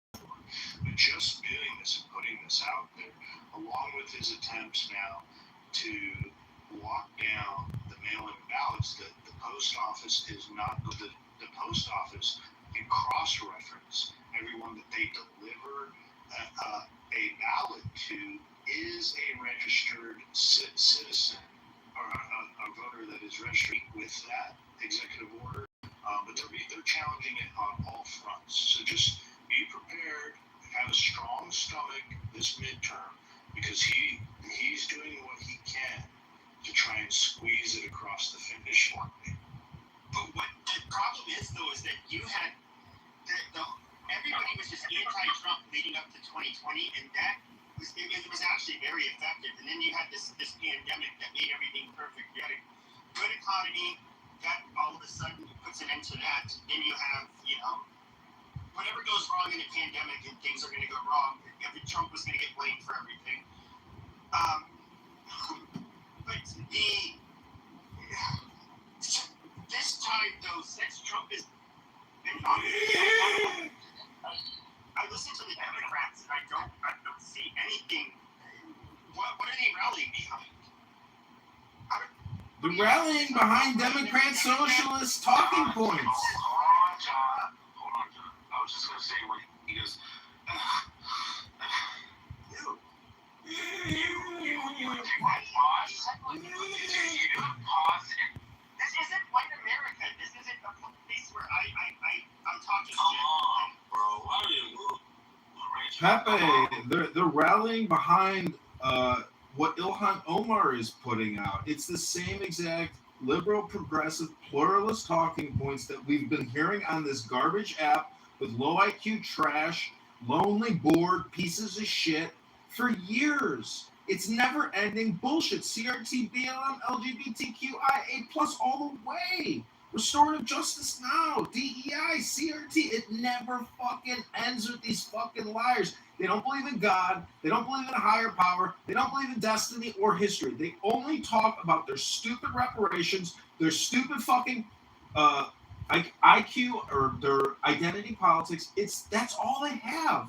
They don't read anything. They don't go to the gym. They do nothing. Ilhan Omar should be arrested and deported yesterday, 100 days ago.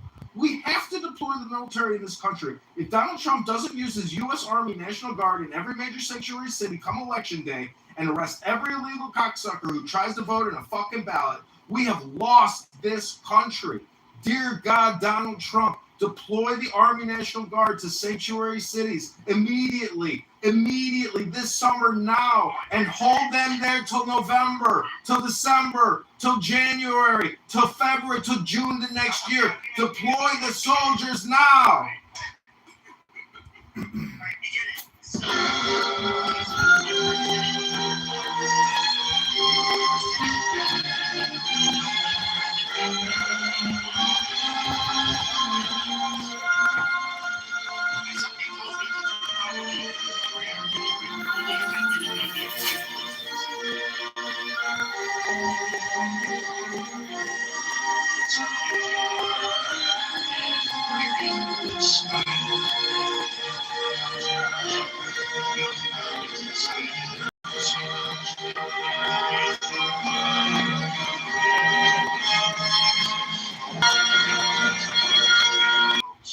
Sanctuary cities, so we could go down a list of them. Denver is one. Did Louis Jennings ever call it a sanctuary city? Very different. We're not the type of sanctuary. We're not a politically sanctuary city. Basically, if you're a victim of a crime, you call the cops.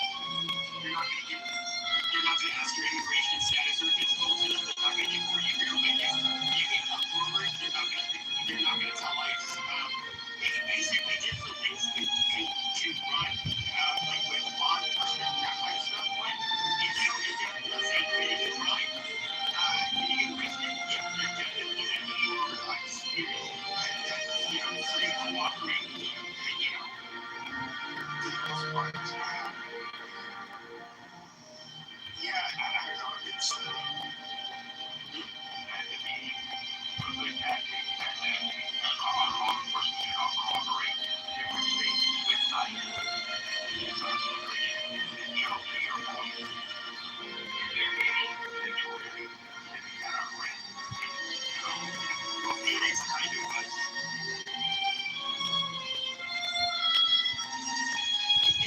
so what do you do when you know you have illegal immigrant population? They have to understand they are going to live in poor areas where there's higher crime. They were the people who went to traffic them. They were the kidnapping capital of the continent for years. These people are taken for ransom. All kinds of things will happen. And of course, let's just say they witnessed something happening to an American, they can go to the police, they can talk, it's like, all right,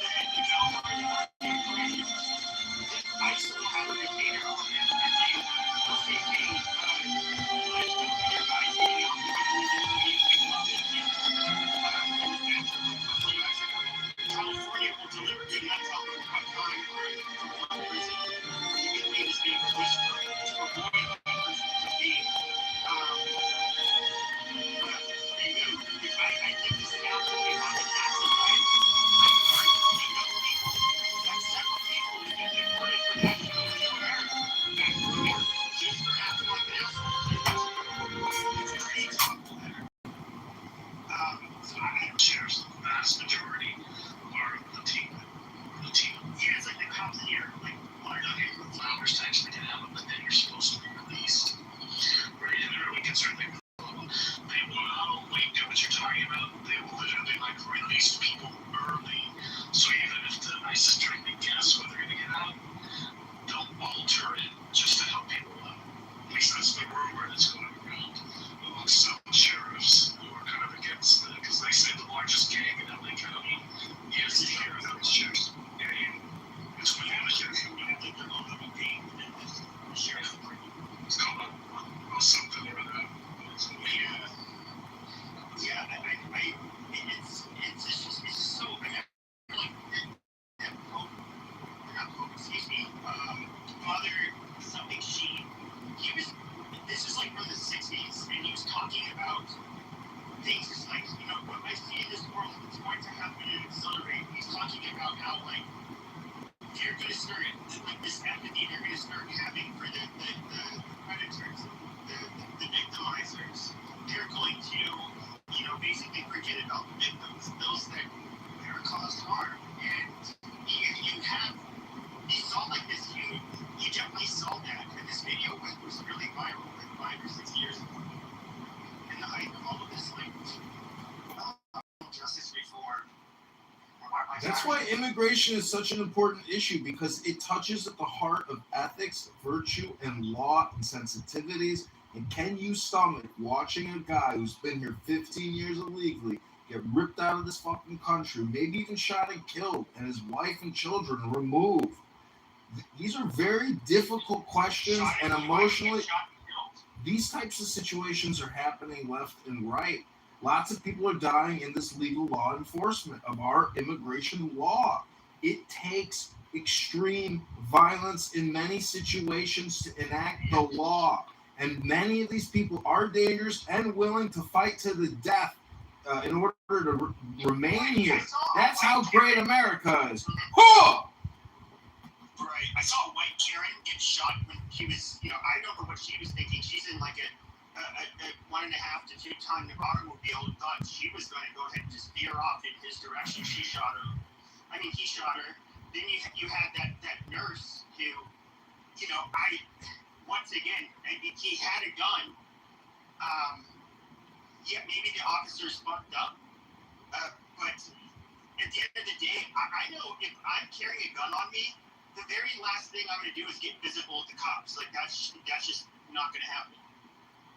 I would just ask any American to run this simulation through your imagination. If I were to go to India, Russia, London, Argentina, if you were to go to any other country and just set up shop and say, fuck it, I'm not leaving, I'm going to live here. I'd like to be included in your city. Hello?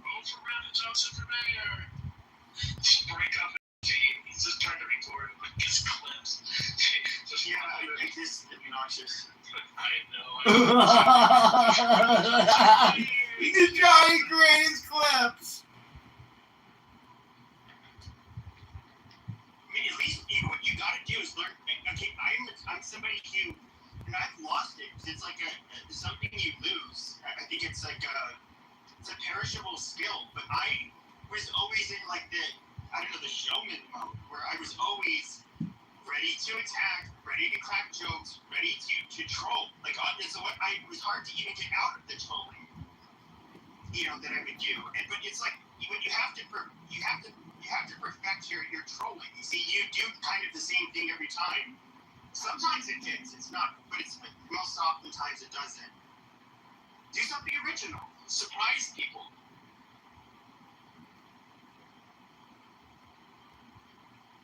I don't know. I think the days of trolling on Clubhouse are gone. I think they are too. Yeah. Right. Like that era is over. That was season 2 or 3. Yep. That's when I stopped trolling. I do it occasionally when it's like I can tell that this person is gonna take the bait and they're a real asshole. Sometimes I do it to Monica. I don't dislike Monica, but Monica's. She's just the perfect bait. The clean fun. You're such a little squirt, Pepe. Pee-pee. it's just how it works. The soft grade bait troll, where I try to keep throwing out there to get them to rage. And look, I catch them once in a while still. But the idea is not me talking, it's them talking too much. It's getting being around. That low key passive aggressive troll. Like one of the best trolls is if you sound 100% reasonable to them at least. And then you just fucking chuck a wrench in there really quickly. With your logic inconsistent, but then you say something that you know will grossly offend them. You're like, wait, why does he think that? But if you can come up with a way to just like basically make it sound very reasonable, they're gonna be kind of dumbfounded yet like really insulted, and then they're gonna want to like you'll kind of pique their curiosity, and so they're gonna ask questions and all of that jazz. I was a piece of shit. I trolled people way too much back in the day. Dr. Responsible Ricky Troll from Slimy. Yeah. Anybody who's trolled enough will probably they'll come to realize, likely through coincidence, that like that is a troll to use, and that is but of course that's only something you can do in a somewhat serious space. Yeah, but the problem with that is most of the people that are easy to troll are hot mics anyway, so they'll go on and on and on. And if they don't know you're trolling them, then they're likely to go on even longer. And it's like Joe was he's on his gish gallop and trying to shorten people's time. We should be encouraging people to land their plane within 2-3 minutes max, right? Let people who are new on the stage speak and just shorten people, especially the repetitiveness. How many times Right, but how many times has Florida said exactly what he said in this room today? Like over and over. I feel like I'm in Groundhog Day sometimes on this app. Yeah, that's why he was never like somebody you could entertain or have like large spaces. So like how it works, like if you were looking over on X, it's kind of like what Clubhouse used to be in a way, but perhaps even dumber. But they, so it's kind of like a popularity contest. And so people who have like the larger audiences, they'll bring people up on their stages who also have large audiences. There's kind of preferential treatment, and then if you're somebody like me, and I'm invited up in a black space back in the day, all of the black people like, oh, this cracker ain't got no beat with this bitch. All right, I'm gonna smoke his ass. I'm gonna ask him all kinds of questions, and then they ask him, and then they try to put me down and insult me, and then thought it was very entertaining to do that. But in other words, you couldn't really hog the mic back then because like the people who were running the rooms kind of they were going to center the people that people wanted to like hear, because it was basically who was gonna cause the most drama. And really it's very all this was kind of like a Jerry Springer show, in all reality. It was not that serious. You could be the most like outrageous and in an entertaining way. I mean, I look at Clubhouse like the news, bro. When the news, you see the news when they report good shit, don't nobody care about that shit. When you report some bad shit, some drama, that's when the views pick up. It's the same way with Clubhouse, bro. That's why you got your race title, you got the political title. It's all about drama. But at the same time, it's a fine line between drama and conversations. What's up, my favorite Michelin? Natalie, what's up, bro? Shut your goddamn mouth, man. Watch your mouth. Don't call me that. True moderators, they know how to balance. They know when to spice it up, spice the room up, and then they know when to calm the room down. But yeah, you guys do an awesome job of that, to be totally honest. And the way you hand it off, like one person will take the lead for a while, and then the enforcer will come in. Like more so than I think any other room, you guys got the moderation down. Most of us are OGs. Like back when I would do my rooms, Matt was on here, and so was Beaver. They were on here before. They were always like my number one. No, Juan was always my number one, but they were like my number twos. And then, like all of us here, we have like years of experience. Before I was on here, I was used to doing the moderating on fucking, what do you call it, Discord. And so yeah, there's a style, but like at the end of the day, we kind of like come on here and we all kind of know each other. We know who has like different opinions on this app. You know, there's people that are more left leaning that they have their rooms. I don't really go in there much, mainly because I know that like, you know, they don't want to hear me, and I'll just get picked on, so I just don't really go over there. But you know, anyways, it's kind of like we know each other, so it's like, why are we going to be performative on this app where there's way less people and we all know each other, kind of where we stand. But everybody still has like disagreements to an extent with each other, and so you can talk about shit. I think what this current Trump room version does well is we'll let a mod be the antagonizer or even playing the devil's advocate side of it on a position.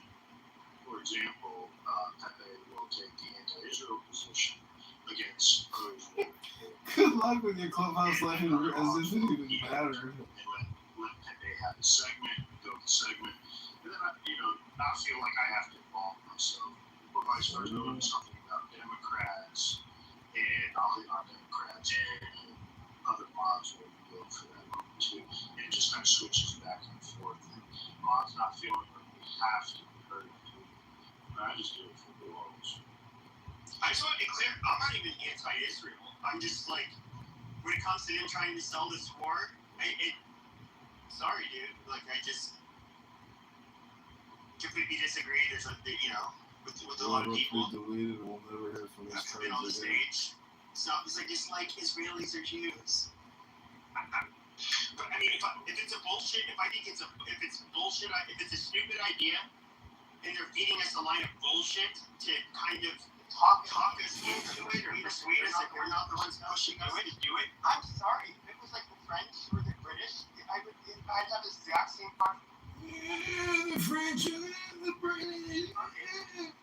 We do good not arguing with each other. Kind of like Beaver will take the position.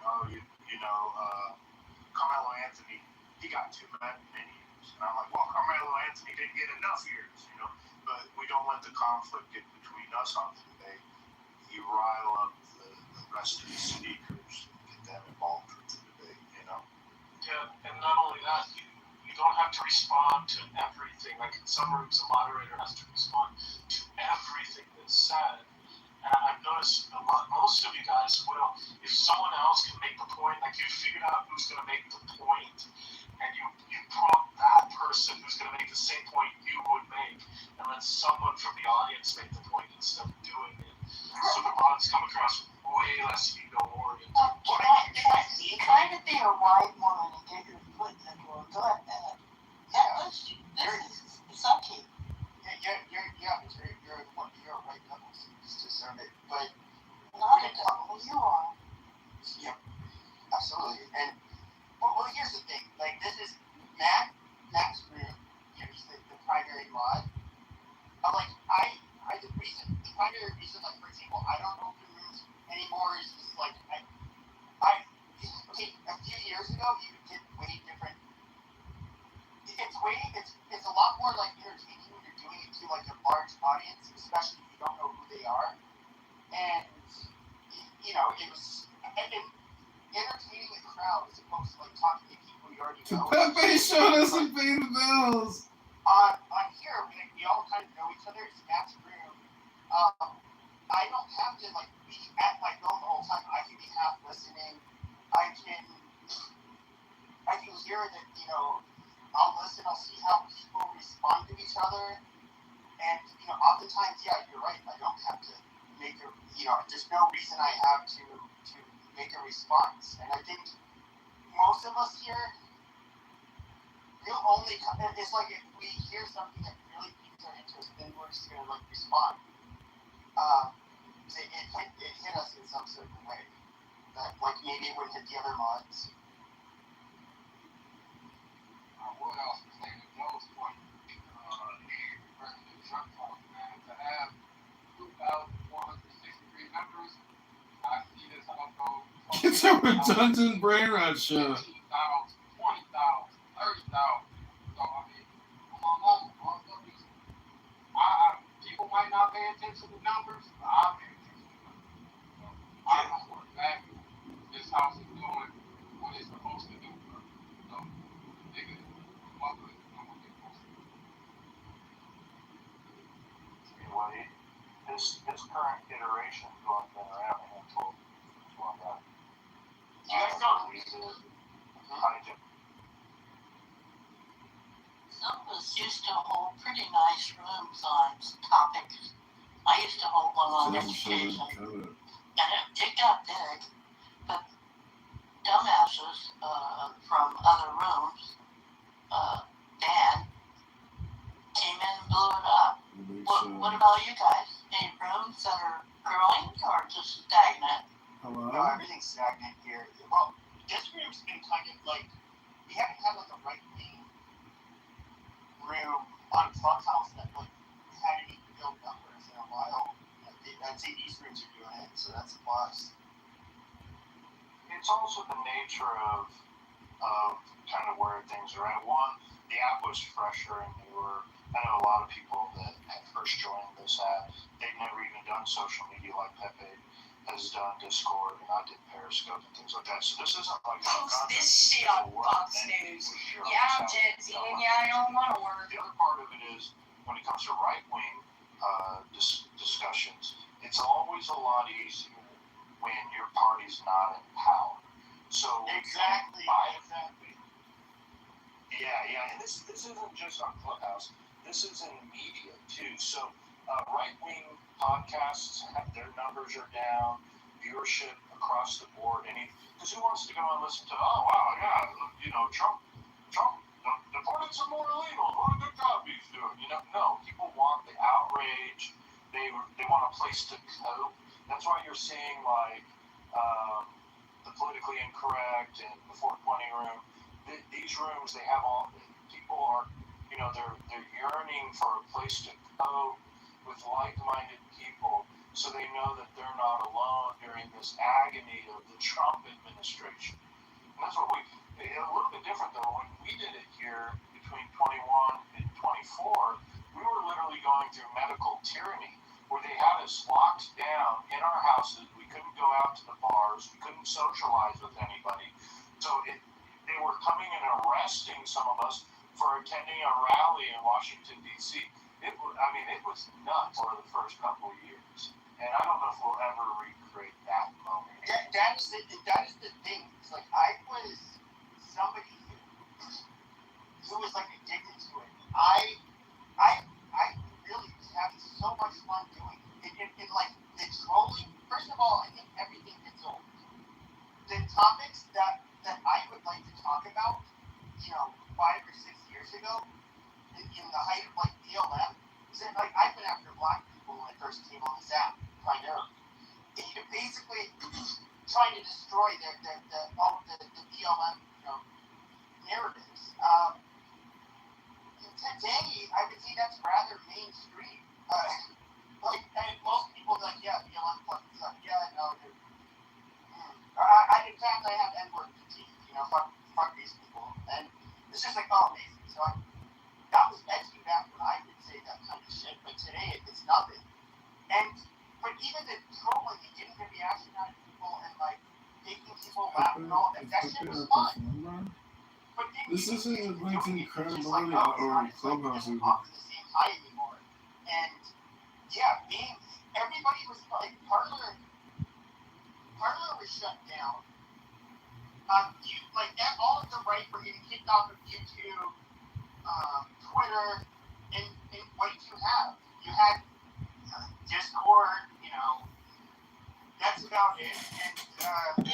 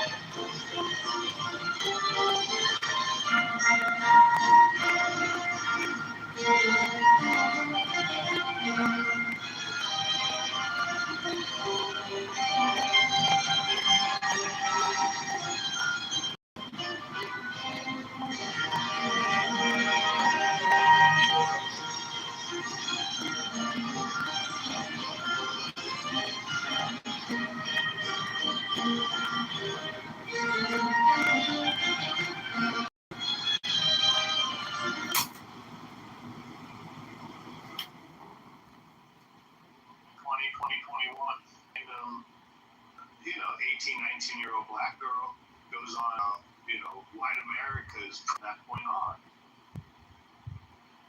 Yeah, it's fucking amazing. Yeah, but if Pepe is the all or nothing of what white racism is and structural racism is on the internet, then nothing. It doesn't even exist. It's just a mirage and an illusion. You can't really change the troll here. In fucking clip farm. It's so he did somewhat have a point. My white racism was not. First of all, I'll let you know secret with white racism.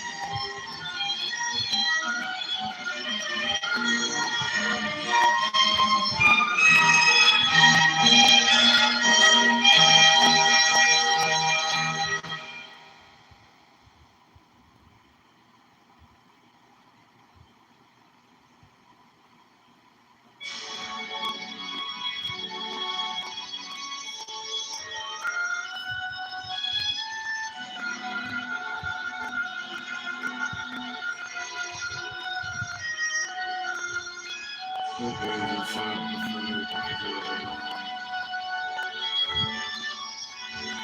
was me! It was me!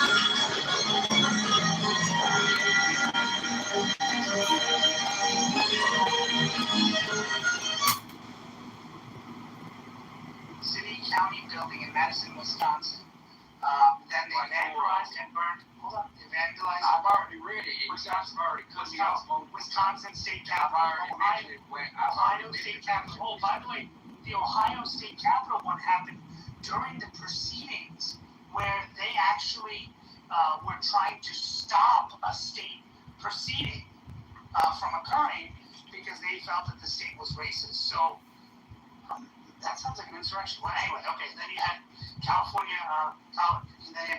Colorado, and then federal property damage at the Mark Hatfield United States Courthouse. And they did nightly clashes there, and they lit fireworks and more fires, and the police had to reinforce the exterior structure itself to make sure it didn't burn down. It was close to being burnt down. They got arrested. That overruled BLM riots. Every city in 2020. It's like Marshall Reagan's balls. At least the perception in Arizona. Abby can tell me if I'm wrong. We're a purplish state. Purple. But we understand that when you go to the hold on. So do y'all have to go? Let me finish. Yo, bitch ass. No, I've been cut off the boat. I've been cut off the boat. Okay, fuck this shit. Okay, our understanding about Purple. they are rather no nonsense even compared to Arizona when it comes to like their cops and law. The cops are very tough here. So you just don't walk around. If you think it's a crime, just don't do it. So they definitely killed a cop. They killed a cop. No, I'm sorry. They paralyzed a cop. A guy paralyzed. At that time, they were run by Dems. The Las Vegas. Oh, that's amazing. Because I used to live in a world where the police, honestly, they seem real lenient. I never had any problems even to get pulled over for speeding or anything. I mean, I'm not a speeder and stuff, but yeah, that's just how lax they are over there. I was shocked because you said that there was an event in Las Vegas and y'all were purple. Well, New Orleans is kind of pretty much blue, and I didn't see anything too drastic coming from that. There were protests in March. I wasn't a part of it. I just happened to be there because I lived there and stuff. But y'all look real radical out west. Our sheriff the sheriff is very, very tough here. And the old sheriff is now the governor. Present sheriff as well. You can't get away with anything here. It's a very tough police force. So in New Orleans, they were tearing down statues and throwing statues into the Mississippi River. So there was violence going on. But I just want to remind everyone, Rob, what happened with this segment, and I'll pass the mic and I'll let everyone else fight over it. But Rob makes disingenuous attempts to ask questions. The list is so long of Democrat violence that he doesn't give enough time for us to go through the list. So everyone's trying to add into, well, this is what happened in 2020, this is what happened in 2020. Let me remind you, how we got on this topic was we raised the idea about how much violence has come from the left in the congressional baseball shooting that occurred against Steve Scalise. And then I was bringing out a list to talk about the others, and then we went into the BLM story right away. So we never got an attempt to But Joe, an actual this is how Rob would We're bringing up how biased the media was. How biased the media always is. Where if you're a victim of a left-wing attack, like for example, on the congressional baseball team, it's just like, oh, hey, Congressman, with a rather controversial history. Basically, they're painting the picture, and they just want to basically say, oh, well, this motherfucker had it coming. Whereas they will absolutely paint you as fucking Hitler, reincarnate you, or take you into custody if you have a different belief. Like, this is what they've been doing for fucking years.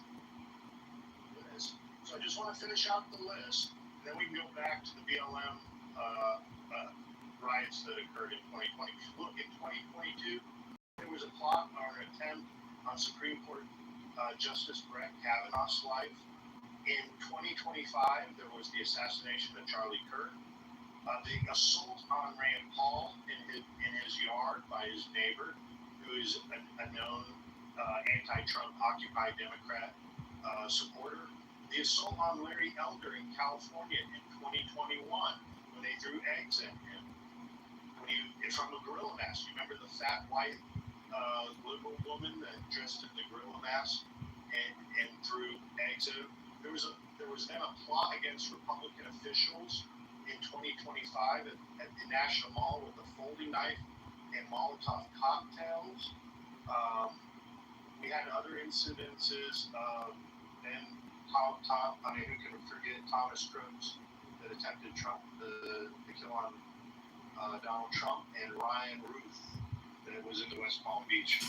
So that's just to name some of them, along with all the other violence. I think the Democrats have a violence problem. Don't forget that nigga fucking retard Dr. Adams for what he did to Spencer Pratt in Los Angeles. Everybody go out there and does the same shit. Like, I think that's the difference between me and you guys. I won't try to spin it in it. I can't spin it in it. It's not, I don't believe in it. You can't spin it, that's the way you spin it, with your victims, Rob. In America, in terms of especially black people, won't work well for us. Politically motivated violence. Like, I'm not trying to spin it like it's an acceptable thing. The problem with you guys is you guys will go to every great length to if we, let's say we just talked about what happened on January 6th, we can talk about the guys in El Paso, we can talk about many things, we can talk about the people in Minnesota that got killed like a year or two ago. So like, we talk about it.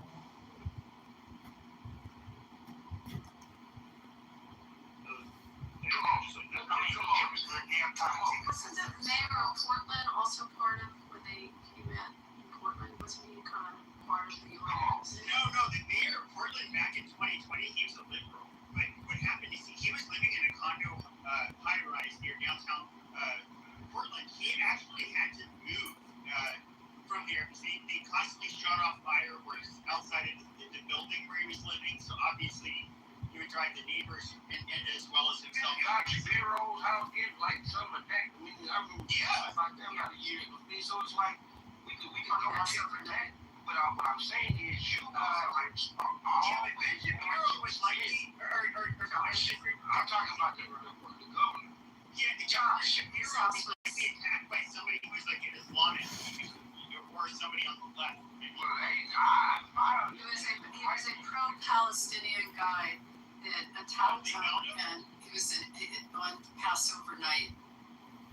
He attacked the house. He tried to he set the house on fire in one of the rooms in the downstairs of the governor's mansion. I just want to fact check something because I want to Gemini, which I know Rob has access to.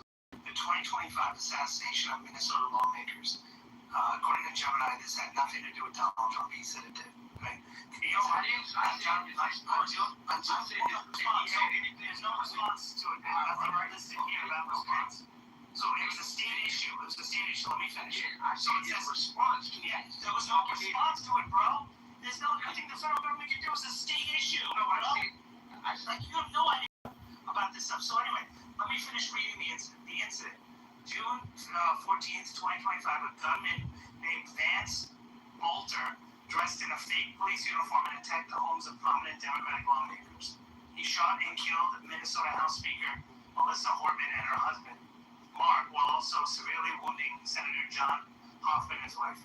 Bolter acted on his own. Federal prosecutor found hit list of nearly 70 politicians, abortion providers, and activists. While Bolter was radicalized by intense partisan anger and local outcry, the investigation found no direct link or orchestrating his actions. Trump publicly condemned the acts as absolutely horrible shortly after. Wait a minute, let me read that again. He said there was no response. Trump publicly condemned the acts as absolutely terrible shortly after it occurred. This is ABC and New York Times and others. Let me read that again. Trump publicly condemned the attacks as absolutely terrible shortly after it occurred. Oh, and it says here, Bolter was appointed by Walz to a position within his administration, but was upset that his positions were not being listened to. So Walz knew who the guy was, and he worked for Walz. So it's important to get the facts right, Rob, when you say Trump did have a good response to it. Gemini says so, so there you go. He attacked Josh Shapiro's house. And New York Times. Oh, Josh Shapiro's house was a left-wing radical. It was left-wing radical.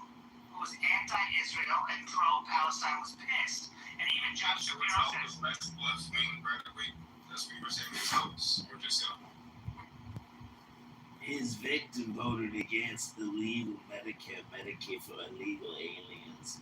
That's why he had to whack her out because she voted against Medicaid for illegal aliens in Minneapolis.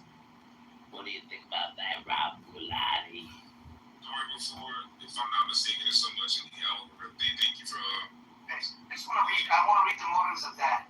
So that was the incident was done by a guy named Cody Allen Balmer, 38-year-old former mechanic and wielder from nearby Pembroke, Pennsylvania. It says the motive. According to the search warrants for Balmer's 911 call, he targeted Governor Shapiro over perceived injustices to the people of Palestine. That sounds like a Republican motive. You know what? Rob was right. That's a Republican motive, supporting the people of Palestine, criticizing the governor's public stances regarding the war in Gaza. While the attack occurred during Passover weekend and Shapiro is Jewish, Balmer later denied that the governor's religion played a factor. His family also noted that they had tried unsuccessfully to get Balmer to help. Balmer is pronounced progressive and says that the governor's stance on issues related to Palestine were concerning. Legal outcome. October 2025. Balmer pleaded guilty to attempted murder, terrorism, burglary, and 22 counts of arson. Accepted a plea and was sentenced to 25 to 50 years in state prison. So, Joe, add that as another one to left-wing violence, this time against a moderate, or considered a moderate Dem, just because he's Jewish and supports Israel. Let me recap the day And for gave us. $5 million to 10 the seconds. center in Pennsylvania, by the way. Let me recap the day in 10 to 20 seconds. Look, I mean, this is what we've made the assertions about the DSA taking over the Democrat Party. We're making assertions about how Democrats in the supporters of the DSA have a violence problem. However, moderate Democrat Party, or this is just right-wing rhetoric that y'all are making up. I mean, they're either willfully ignorant or they know exactly what they're doing in these rooms, and their attempt is to try and dissuade us or some of it or change the topic so we don't expose the. Zach, I wanted to ask a question a few seconds. I didn't want to cut in for anyone, but is there anyone from Mississippi or Alabama in the room and not from the liberal blue city? Anyone from Red County? Where you live in? Yeah, I live in Alabama now. Right, but you grew up where I grew up. This is a little different. I need someone that actually grew up in a red county in either Mississippi or Alabama. It's just because I like to get diverse perspectives because most of you are coming from cities, so I don't want to see